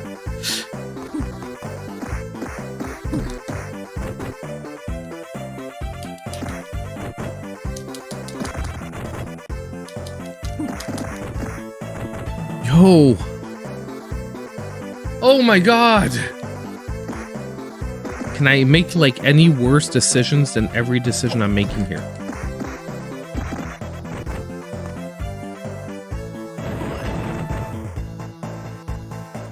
Oh my god. Can I stop running? Okay, I'm sorry guys. That is just terrible. I'm just running off the side of the cart.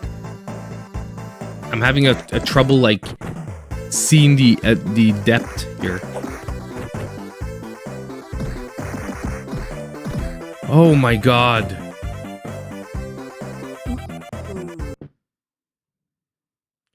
Redeemed Regrets is asking how we can help grow the channel.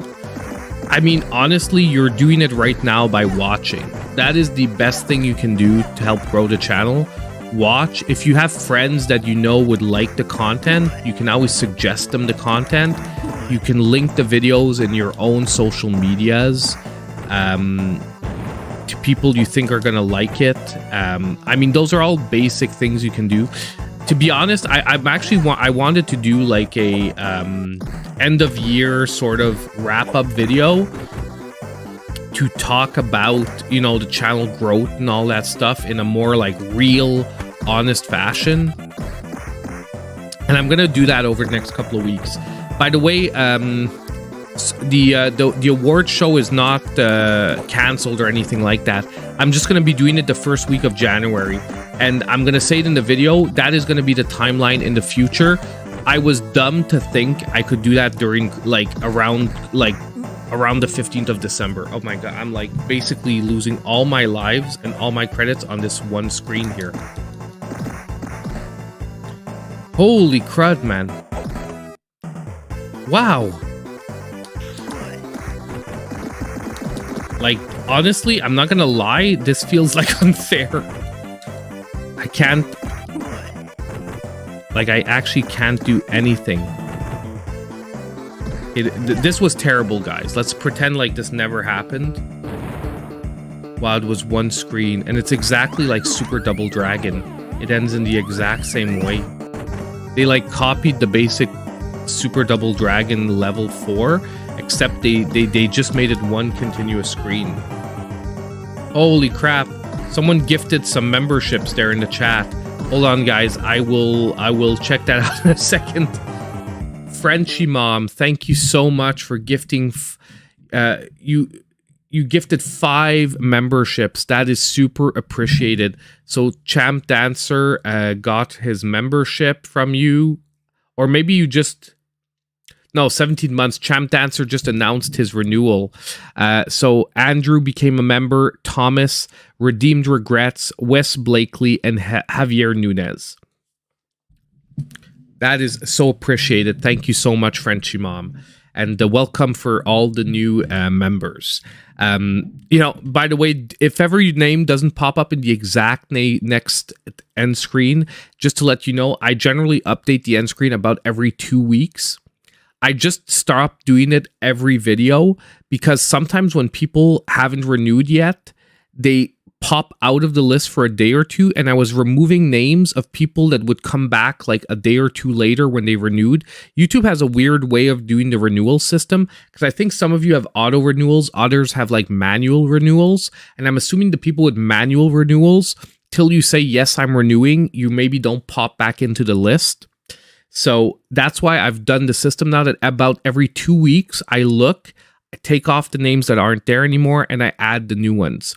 It just makes a better consistency than when, at one point, if you go back in the videos, like every 3 days, people were popping in and out. That's because of the renewal cycles in YouTube. So the way to make it more consistent, I do it every 2 weeks. But the good news is you're still there for a month. So let's say you join today and I only do my update in 2 weeks. Well, when I'm going to do the next day update in 2 weeks, you're still going to be there. So you're going to be there for at least a month as well. So in the end, you know, like no one, I don't feel like anyone gets like not recognized for the time that they're a member. But just to let you guys know, there can be a slight delay. I've never talked about that before, but it's just something I've started doing by default about 6 months ago to make it smoother and more consistent. But yeah, channel growth I wanted to talk about because 2023 has been a really weird year. And, you know, while we're playing this, I'll talk about it a little bit so you guys will get a preview of what I'm going to talk about in the video. But I'm going to talk about the personal things that have affected the channel over the last year. And it's not like a, oh, feel bad for me video, okay? But it is more like, why has the channel, the growth changed over the last year? We've grown, okay? And I'm super happy with the growth in the end for the channel. But I'll be honest, 2023, we actually growed less than 2022. But most of that is absolutely not for you guys. It's me. 2023, my biggest struggle with YouTube has been being consistent. And that's super, and that's why I say redeemed regrets. I recognize that, and I'm like that as well. Like, even my membership to Nintendo, like my Nintendo membership, is not auto renewal. I renew it manually. I as soon as I renew it, I remove the auto renewal. I'm the same way, so I recognize it, and that's why I started doing that, because I felt bad like removing someone, and then like 2 days later they renewed, and I'm like, oh dang, there's like videos out there without their name there, but the person just renewed just like a day after it expired or something like that. So that's why I stopped doing it that way. But yeah, so getting back to what I was saying is that I think one thing that I had always been because I've been on YouTube doing the Switch stuff now for about 4 years. Okay, I've been on YouTube for about 6, but before that, I was doing slightly more tech stuff and less gaming stuff. Okay, and for the 4 years I've been doing the Switch stuff, I think one of my biggest strengths had always been my consistency. There was always 2 videos a week. It was always like Wednesday and Saturday. I'd sometimes miss a day or two, or I'd adjust a day or two or whatnot, because of a sale, most likely. Like, if a sale would end like the next day, I would be, well, I'll wait till tomorrow, because I'm not going to talk about games that are about to end in 24 hours and stuff like that. But over the last year, for the first time ever on YouTube over the last year, the consistency had been a struggle for me since about March. And it's honestly just a constant influx of things affecting my personal life that are cascading to the YouTube stuff. And like I said, this is not, oh, feel bad for me video. It's more like I want to get back to that regular consistency. I'm hoping that we're finally getting to the point where we can do it. However, I've been super unlucky over the last year. You know, and the timeline, like if I go back to April, the reason why at first it went off is that even though I've been, if you've only joined the channel this year, you don't realize Nexus Creed how much more consistent I used to be. Like, people who've been following me for more than, I would say, a year and a half, it was clockwork. I would never miss a video for any reason, because for me it was like, and that's normally how I am, and I'm still that way, and it actually annoys me that I've lost that consistency due to things that are mostly out of my control. But I'll take a minute just to get this out, and then we'll because if I keep playing, we're missing storyline and stuff. But basically, I'm still with the same job company. I still have the same overall job, but the part of the job that I take care of has changed. And it's actually a part of the job I used to take care of. I stopped taking care of that part, and now I'm going back to taking care of it. So basically, since I had not done that part of the job for like 2 years, when I went back to it in April, I won't lie, I had to put a lot of energy and time back into getting on top of being the best I could be at my 9-to-5 job. Because for people that don't know, I'm not a full-time YouTuber. This is like, I have a full-time 40-hour-a-week job outside of this. So basically, I got reassigned to my old duties. I had to get back on top of it. While I'm going to grab another beer, so it's like perfect timing, all of this.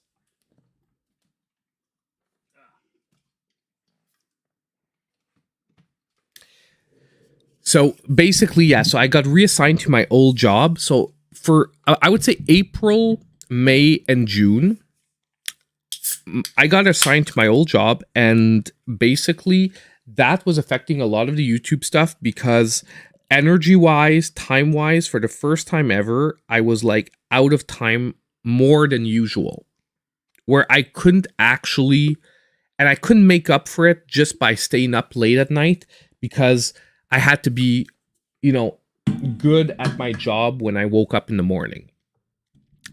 After 3 months, I sort of got back into the play of things. So then I can stay up late. I can do everything I need to do, and I don't have to worry about it because I've sort of got back into the beat of things, you know? But unfortunately, in that meantime, my wife's mother was diagnosed with lymphoma, something I've actually never talked about on the channel yet. So she started aggressive chemotherapy in May. So on top of switching jobs and having a new job, my wife's mother was starting chemotherapy, and we are like her primary support system. Like, me and my wife are her mother's primary support system. My wife is an only child. She has no sisters, no brothers. Her mother's husband has passed away, and basically there's no other family for her anywhere nearby. So we are the only support system for her. And it's weird because each one of these things separately probably wouldn't have affected the channel. However, combine them together, it was rough. But basically by July, August, I finally had the job part under control. And, helping my wife with her mother wasn't like a huge issue anymore. And then my aunt got sick. So I talked about this on the channel before. My aunt got very sick. We actually thought we were going to lose her. I took like a week off of YouTube because it was affecting me very deeply, because this is a woman that, really quick. When I was younger, I lived 50% of the time I lived with my grandparents, and my aunt, I call her my aunt, but she's actually my grandma's sister, was basically the caregiver as much as my grandma was. So I grew up like 50% of the time with her. So very close to her. She's like a second, third mom. Okay. Like my grandma is more like a second mom, and she's like a third mom. Now the good news is she pulled out of it. She's still with us. However, her health, she went from, we think we're going to lose her, to, okay, we're not losing her, but unfortunately things have been degrading. Okay. So it's been rough over the last months. We're at the point now where she's most likely going to have to get both legs amputated, because she has heart and circulation problems, and her legs are in bad shape, and they're not getting better. And after 4 surgeries, they won't get better at this point. So yeah, there's that. Like, so basically, job, I'm like, okay, I can deal with this. Chemo, god dang, we're gonna have to slow down for a few months. Finally getting the top, like a hang on the job, I'm like, things are gonna go back to normal. Aunt gets sick. The good news is, though, for my aunt, is that I'm a secondary caregiver. Like, I'll be honest, my mom is doing a lot of the heavy lifting, but as soon as my mom's not available, I'm the go-to, because I'm the oldest of 3 children, if you will. And my middle brother lives in England, so he cannot help. And my youngest brother has autism, so he can't really help. It's not that he doesn't want to. It's hard for him to handle things like this because it requires moment-to-moment reactions, and that's not something he can do very easily. So unfortunately, that has sapped a lot of my energy and time since August. The good news, because this is only like let's cry and sob story, my wife's mother is in full remission. We got the news 2 weeks ago. She is in full remission.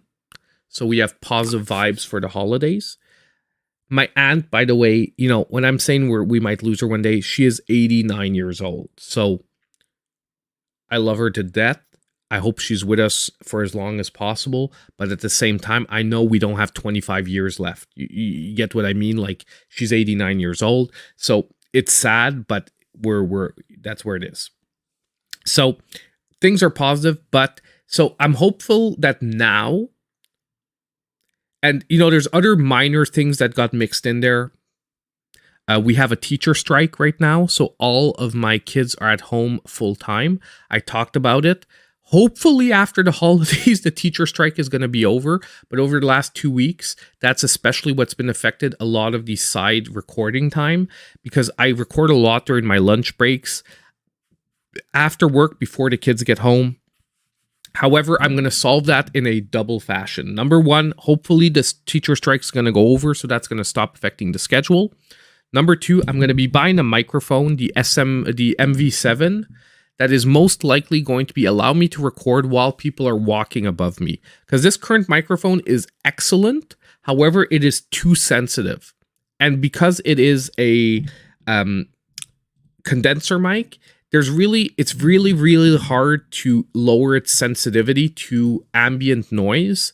And unfortunately, when the kids are in the house, it's not that they're trying to make noise. It's that as soon as they walk on the seat, because I'm in the basement of my home, as soon as they walk on the main floor, you hear it in the mic. So I have to try to record when either no one's in the house or everyone's asleep. Or if I ask them to record, I have to be like, guys, sit on the couch and don't move. But if anyone has kids, try to convince 3 kids to not move for 45 minutes at all. Does not work, ever, okay? Like, if my wife is not there to say, like, let's watch a movie, sit down, dad needs to record, and don't move, it doesn't work. So basically, hopefully in January, mother-in-law's in remission. My aunt is not getting better, but we're at the point now where we've got a schedule down and things are easier. Job's no longer an issue, and whatnot. So I hopefully will be getting back. Yeah,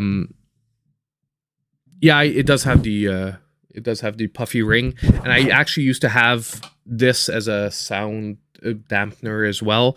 The puffy ring works better, which is why I'm using that right now. But it's a condenser mic versus the MV7 is a the ones that work with XLR. It's okay, the term's not coming to me, but it's basically a mic that requires an external power source. Now it works USB as well, but it remains a after that. Yeah, exactly. And for the kids, I hope as well. Exactly. So that is the lack of consistency that the channel has had this year.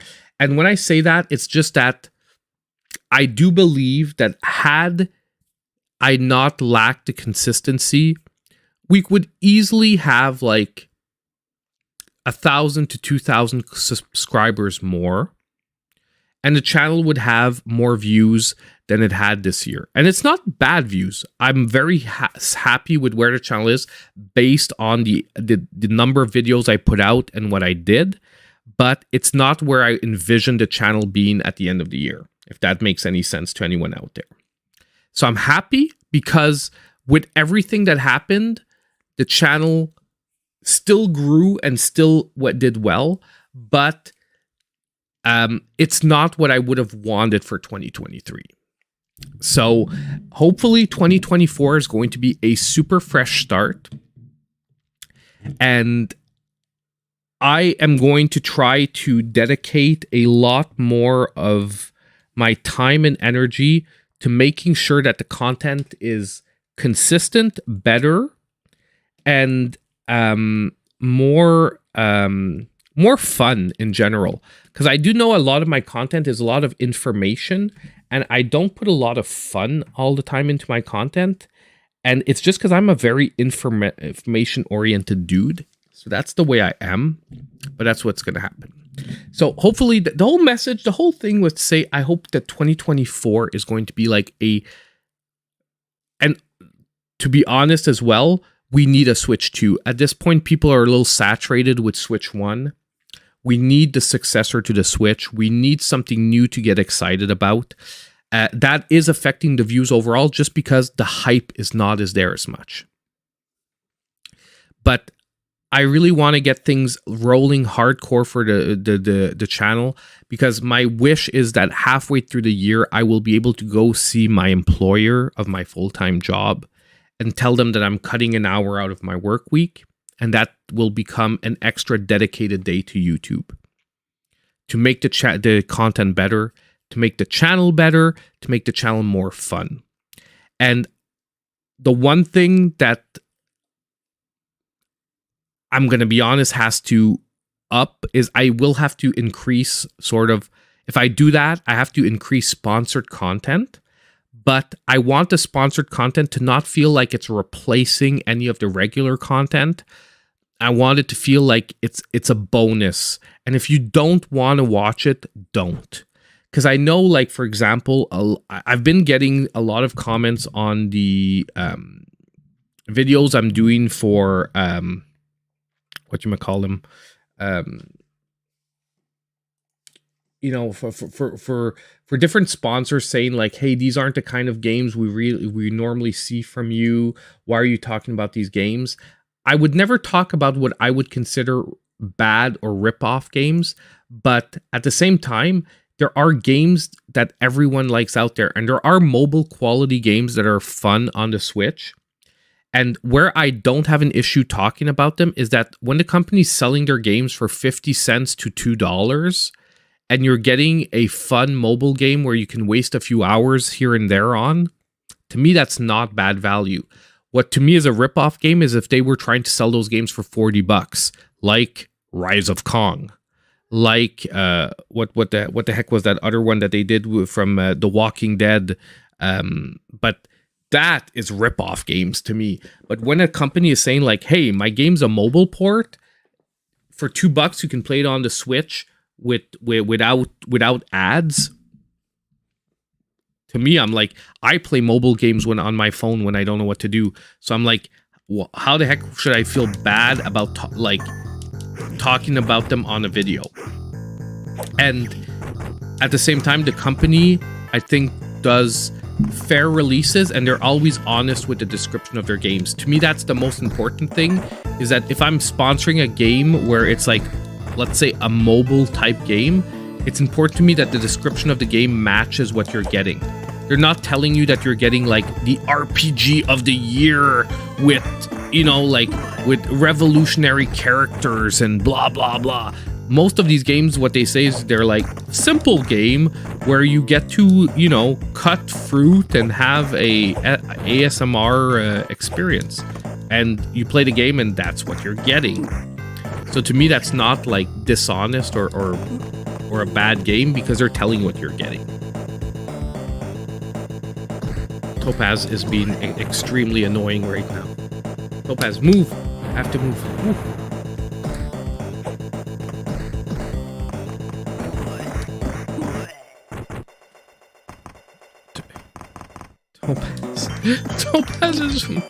Topaz is in front of the screen. You guys can't see it, but she's like actually full in front of the screen. I couldn't see anything. And well, actually, that's what I do. It's like, I don't mind doing dedicated videos, but I would actually rather do sponsored spots. And just to let you guys know, when I say more sponsors, what you're most likely going to see most of is more affiliate sponsors. So in every deals video, I'm going to try to do like a small, like equivalent to a game caption. I'm going to do like a caption where I'm going to say like, these are the two games that are really fun to be pre-ordering on Play Asia right now, and please use my affiliate link to pick them up. So it's not even sponsored. I'm just giving you guys my affiliate link, and rather than popping it in the eShop deals video for people that are already watching for the deals. And I think that is going to be it's going to be an added value for the deals videos, because a lot of people like the physical deal stuff, but I often don't have time to do physical deal related videos, like dedicated videos. So we're going to get to talk about every one of the new releases and good games that are on PlayAsia. And at the same time, if you guys use the affiliate links, well, it helps me out, and it's going to make me eventually possibly be able, like I said, to cut down on my actual like 9-to-5 job to invest that time into YouTube. And you know, my ultimate goal, like I said, is one day if I can do 50-50, I'd be amazed. If I could do all YouTube, I'd be even happier.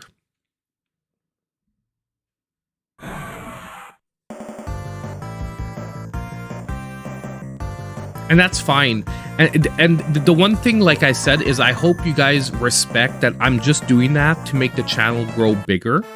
And at the same time, like I said, I do think they make decent games if you're looking for that kind of games. And for example, my kids love the Cubic games. Why? Because my kids aren't huge gamers. They just like to play like mobile fun games. So when I get the cubic game codes, my youngest is actually more excited about those games than when like Sea of Stars comes out. You know what I mean? Because she likes those kind of games.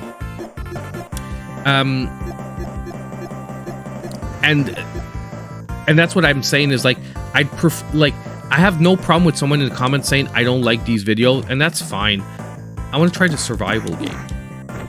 However, what I was trying to verbalize is that like I'd prefer, rather than saying I don't like the videos, just skip them. It's fine. And I'm never gonna ask someone to watch a video on the channel that they don't like.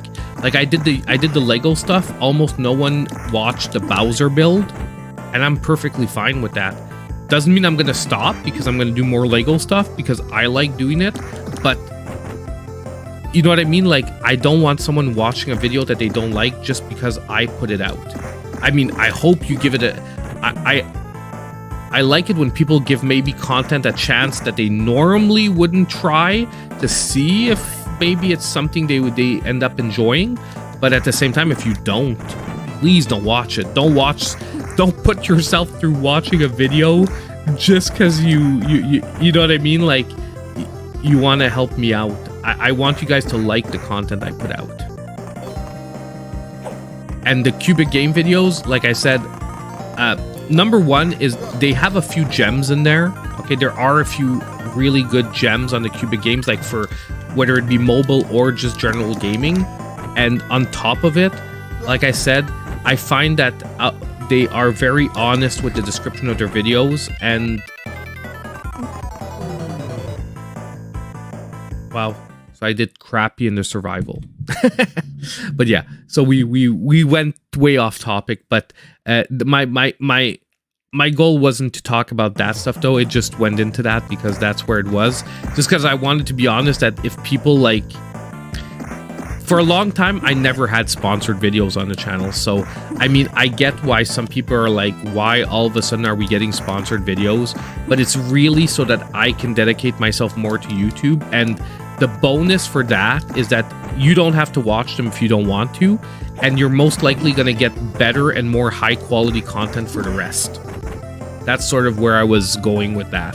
Is that it's all the sponsors do is that it relieves the pressure for YouTube where I have to make videos only that cater to high views. You understand? So I can make more of the fun side videos that don't necessarily only cater to the high views, and I can try new things. Like, I'm not gonna lie, if I didn't do the sponsored videos, we would have never gotten a Lego video ever. So for anyone who liked it,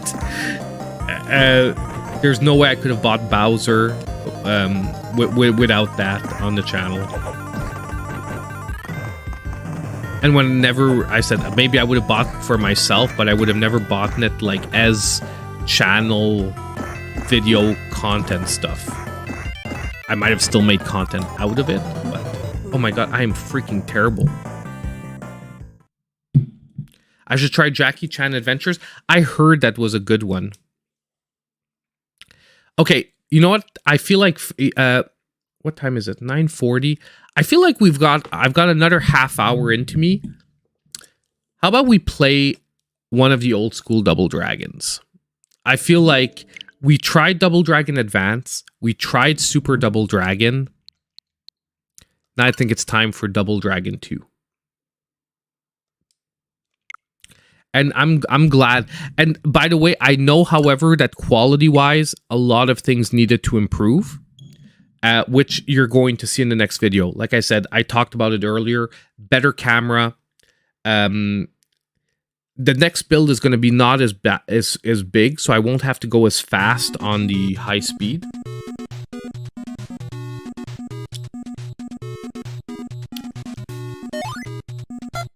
Oh my god, it has online play.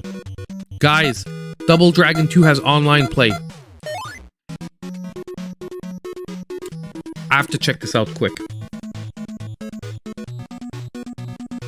Oh my god, you can do online co-op play.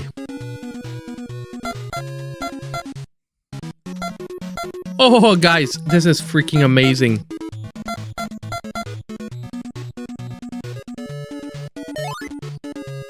Let's just see if there's people online. Ugh. It exists, but that doesn't mean that there are a lot of people playing right now.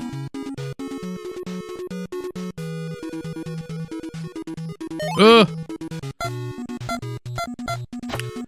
Okay, I'm gonna retry this another time. For the moment, let's just jump in. Wait, first of all, I just want to see, can I create a personal room? Can we create a room? Oh, yes. Now, this is awesome because you can make it with friends. So if you can get someone online, sort of like on Discord or something, and you can be like, I'm going to make an only friends room, jump in, and room number search only. So you can make an open room, but I feel that most people playing this are going to be playing with friends and room numbers. But that's awesome. That is actually freaking amazing. I'm glad to see that.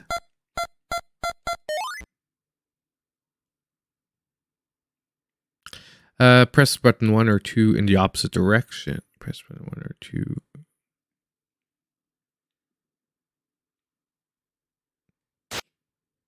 Like, I'm not gonna lie.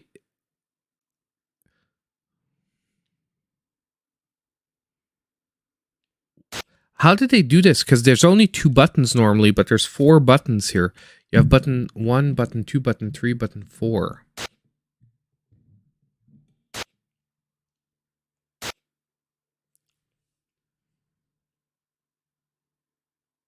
Let me just see. Top spinner, to jump, press button 1.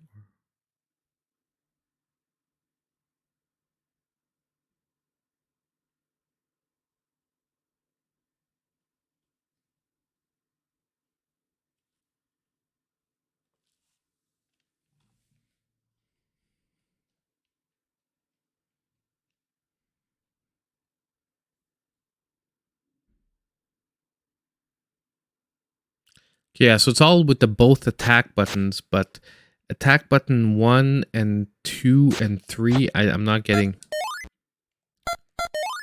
I just want 1 on Y, and Y I want 1, and 2 I want.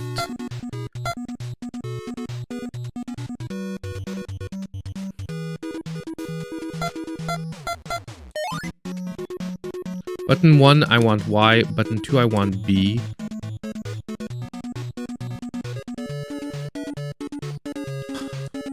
Hold on, I need to see the defaults.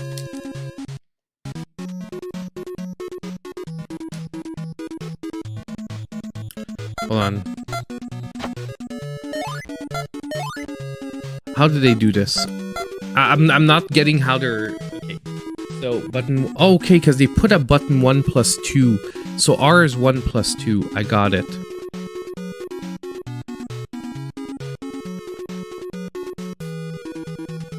Why would I want... Okay, so config. Okay, button 1 I want Y. Button 2 I want B. Start is going to be on plus. Select is going to be on minus. This is going to be on R. This is going to be on chat. And then menu is going to be on... Like, who cares? Like... X. Like, who cares?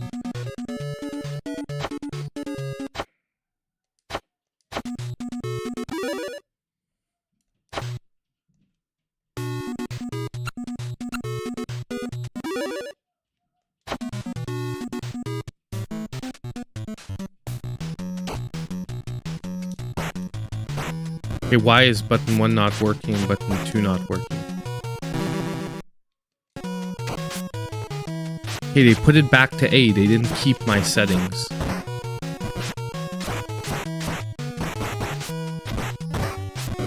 Doesn't matter, I'll do it with B and A there. Like, it's not what I like to do, but sure, whatever. Like, I'm not gonna lie, this system, like, since the enemies like to sandwich you, the system in Double Dragon 2 always to me made more sense, where like you know what I mean? Like you press the button in the direction you want to hit, and it auto combos for you.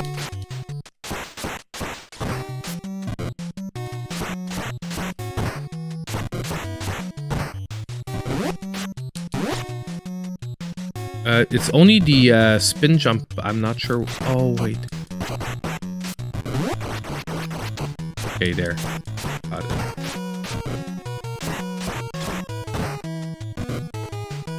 Like, I'm not gonna lie, for the whole Double Dragon, this actually feels better than the 4-button layout.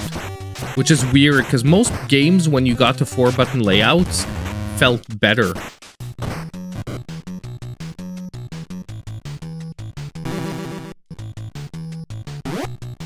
Oh, dang, what did I put jump on? That was really bad.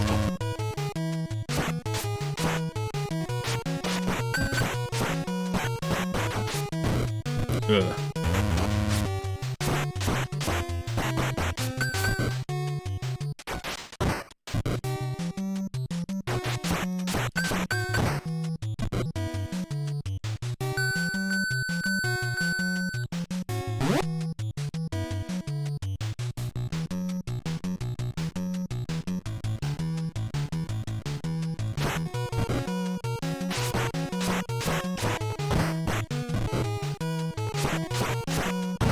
Man, this classic little music too is freaking amazing.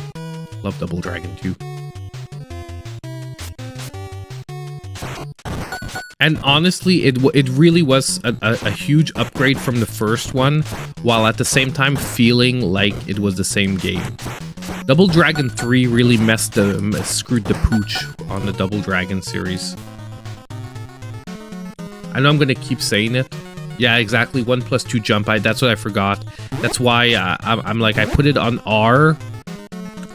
But I still don't get why my button 1 isn't Y, but... Ouch. F you, bro.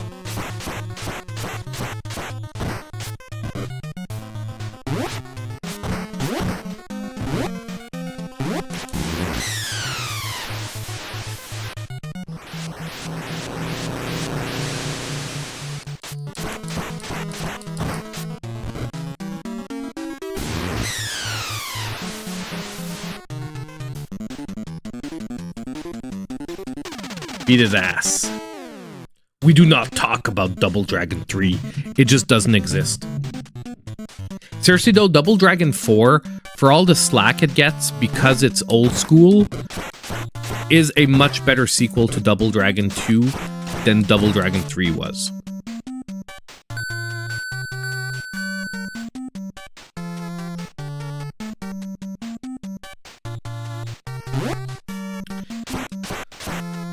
And as always, the platforming sections I know in Double Dragon feel weird because you don't... Oh, I'm so dumb. I'm like, I have like bad habits because we just played the Super Double Dragon. Like, even though I know theoretically... No. I thought I could jump back there. Oh, I'm so bad. It's true. I have to go up the other pipe. I'm dumb. That is my bad.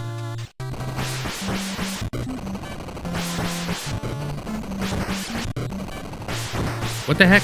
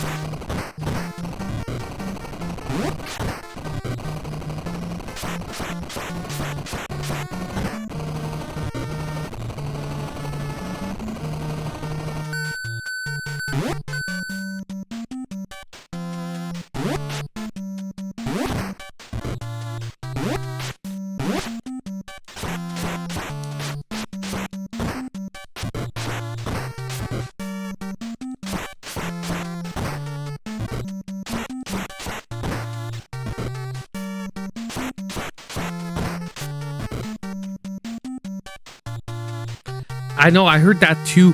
Wasn't it the No, it wasn't Angry Video Game Nerd that did the Double Dragon 3 video. Someone did like a video, like a humoristic video about Double Dragon, the history. Maybe it was, what's his name? The guy with the top hat. It feels like a top hat gaming video.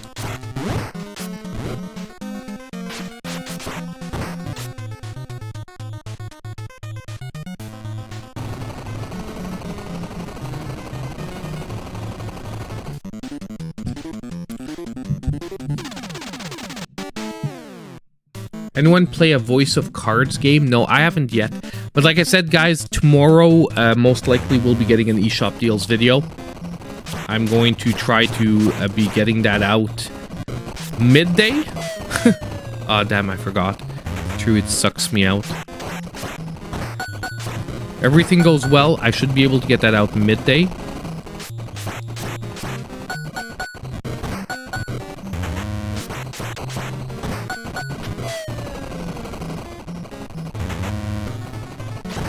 Ow. A Bobo. Hey, get over here. Bro, no!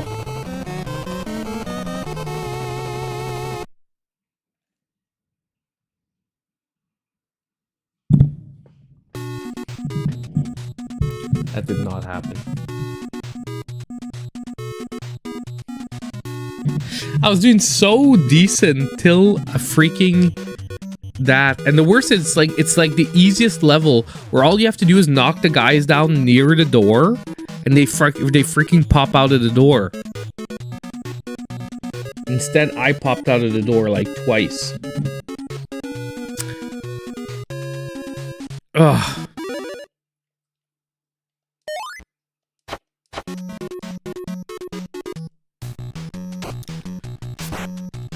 I almost feel bad having to start this again.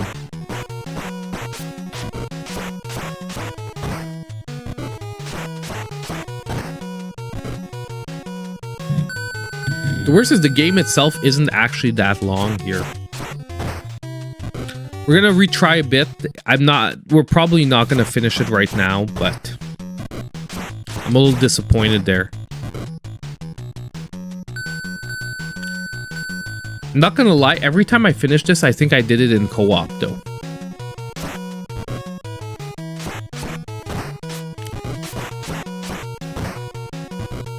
This is just one of those games that changes so much in co-op.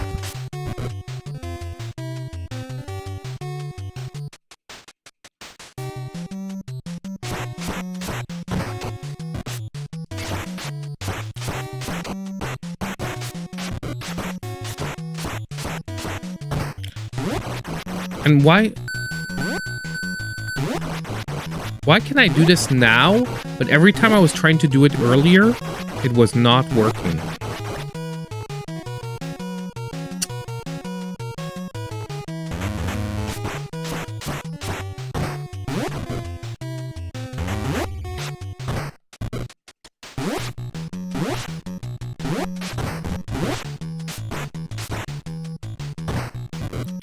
Like, seriously, I'm not getting this. Why can I do it sometimes, but not other times? Okay, can you stop, like, jump kicking me?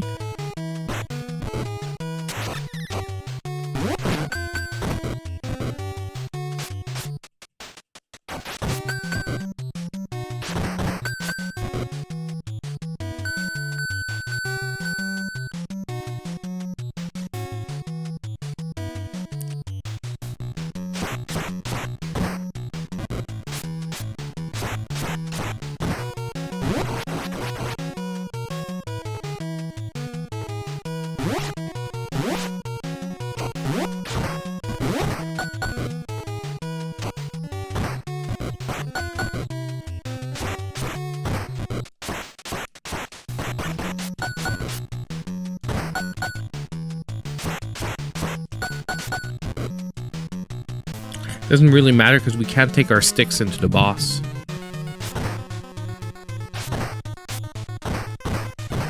Ouch.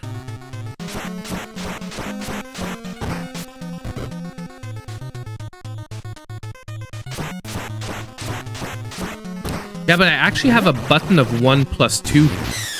And that's what's not working most of the time. See, like now, did it a bunch in a row, trying to do it now. And I'm basically spamming the 1 plus 2 button, not doing it. I'm so dumb. That was all me there.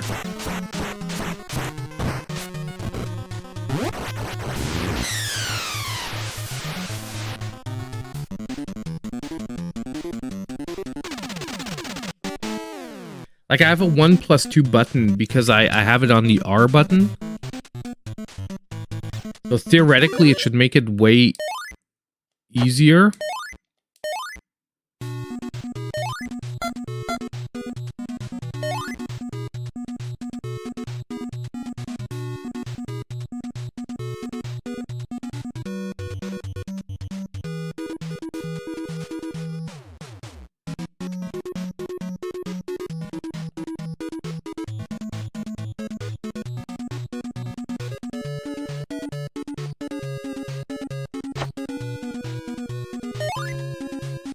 It puts it back because I'm not pressing the right button to accept it.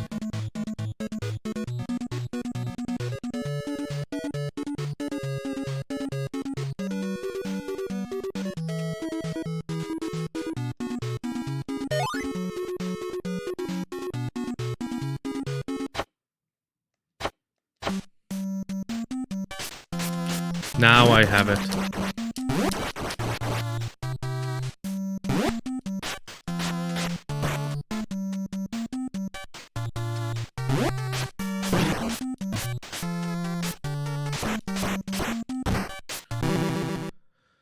Hold on, guys, because I have to reverse that. I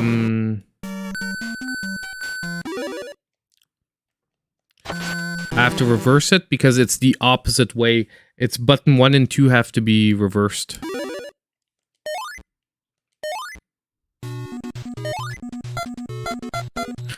Sorry, we're gonna get we'll get there. It's BY start select this. Now this should be B to accept it. And Y for back. No. Y for back, Y for back, Y for back. Okay, hold on.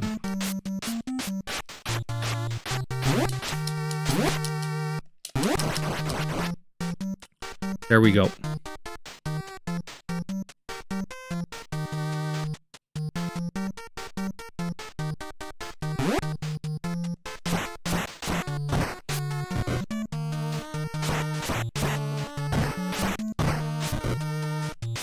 Okay, now we should be better set up.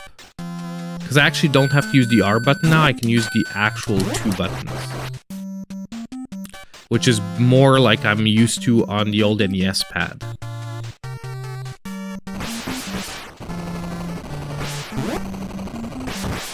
Ah. Dodged most of them.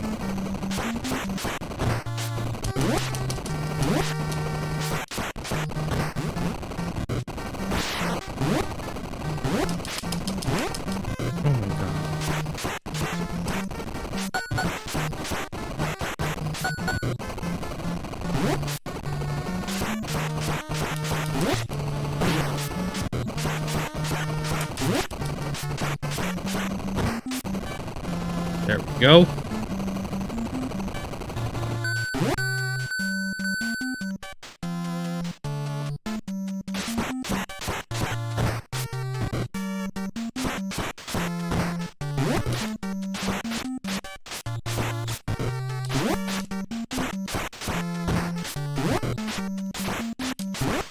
Ah.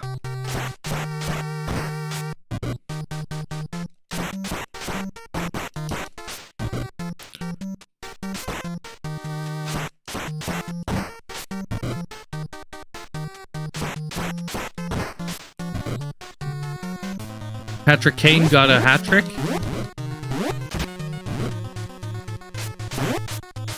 Ugh. F you guys.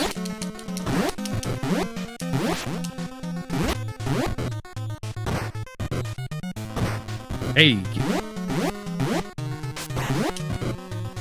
Bro. Do not start on me. Holy crud. Why am I not able to jump kick this girl? Oh, okay, thank you.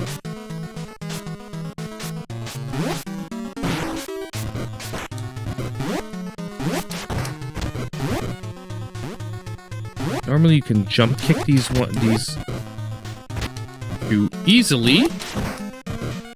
And it only takes 2 jump kicks a piece. But yeah. Let's hope I do a little bit better than last time. If not, either way, guys, this is going to be our last playthrough for tonight. But most likely our next major stream. Honestly, I feel like that would be a great in-between Christmas and New Year stream to actually play Sea of Stars.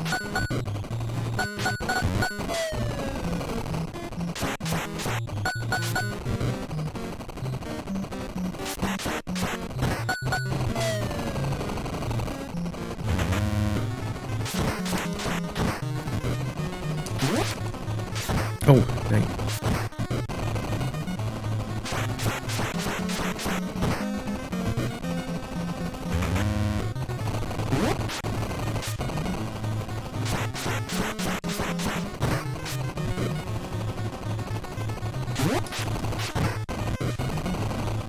Oh. Dang.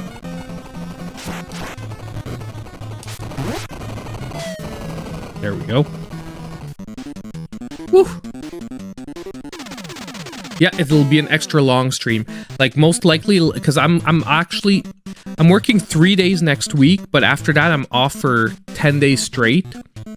So it'll be most likely between New Year's and Christmas and New Year's. I'm gonna try and find one day where we can actually maybe stream like daytime.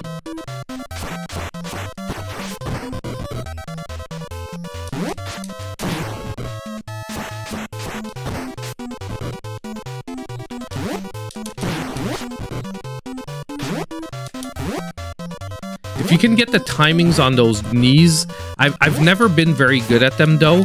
Basically, as soon as you hit the ground, if you can hit the knee or the uppercut, it is super powerful. And I would say that is the key to making this game like super easy, is being able to land those knees.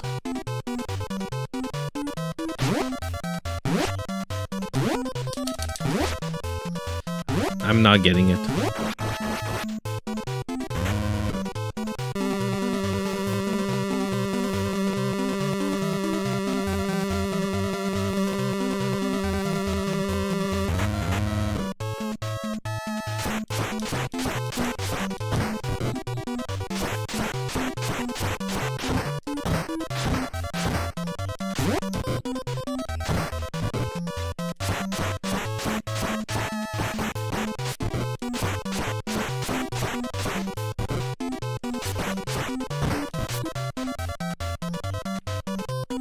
Oh, it's the Arnold.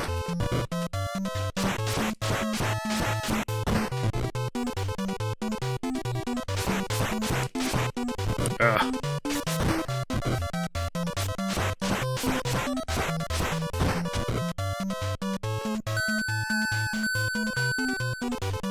Oh my god, I forgot about those.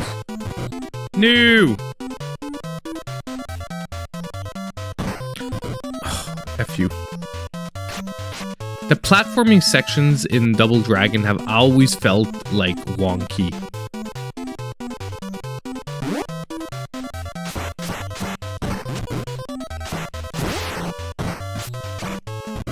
No!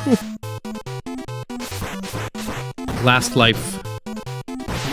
Is it 20,000 to get an extra life? I can't remember. 20 or 15?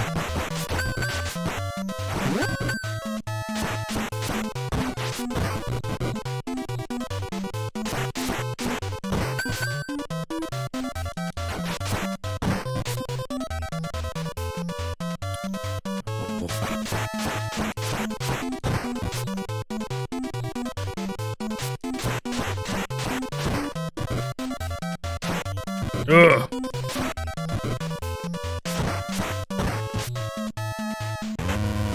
Got him.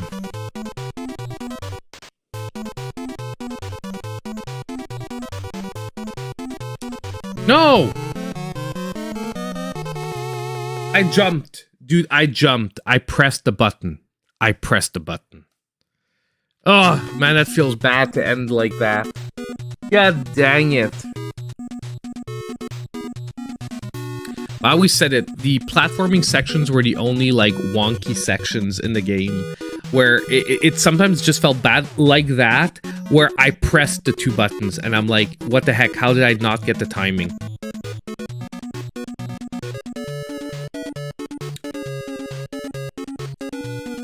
Anyway, guys, it was a great, fun stream tonight. Keep your eyes out tomorrow for the awesome Menace. Keep your eyes out. I'm just about to say it. Tomorrow, eShop video. And don't worry, I'm going to tell you something right now, guys. In this eShop sale, if you have limited funds, take your time. The deals are running till past New Year's. Like, most of the deals, except for a few in the last video that are ending like December 25th, most of the deals are running till January 4th or 5th. Don't go crazy. Trust me, over the next tomorrow, most likely we're gonna get a eShop deals video end of the afternoon to early evening. I'm gonna cover as much as I can, and we're gonna most likely do at least 2 more videos after that, as well as a sponsored video in between somewhere. But trust me, guys, there is a lot to talk about. Carry On is $5.99. Doom is $7.99. I never thought Doom was going to go under $10. I'll be honest with you, like Doom 2016 and Doom Eternal, I never thought we were going to see either of one of those games under $10, and it's at $7.99. That is insane for that game. Hades is $12.49. Like right now, if you want to eat good on the Nintendo Switch for not expensive, look, Final Fantasy VII is $630.39. The original version of Final Fantasy VII. If you've not played the original version of Final Fantasy VII, even if there's a remake out there, trust me, the original one is still worth a playthrough today, as long as you're not a person that is super offended by like graphics that are starting to feel dated. Doom Eternal is $10. Saints Row is $4.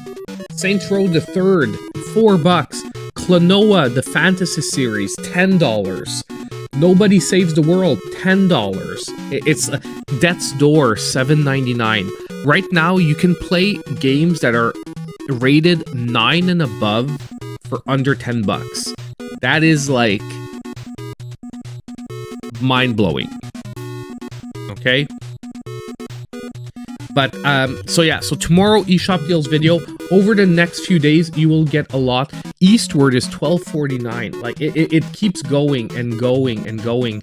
Which is why, like, tomorrow, I'm going to try to do a rapid-fire video to nonetheless set the stage with a good deal of amazing games. And it's going to be more rapid fire, sort of like we saw for the Black Friday deals, where I'm going to be spending under a minute a game, because a lot of these games everyone already knows about. The point is just to try and help you guys figure out what's worth putting your time on and not. So I'm not going to do like extended explanations of the games.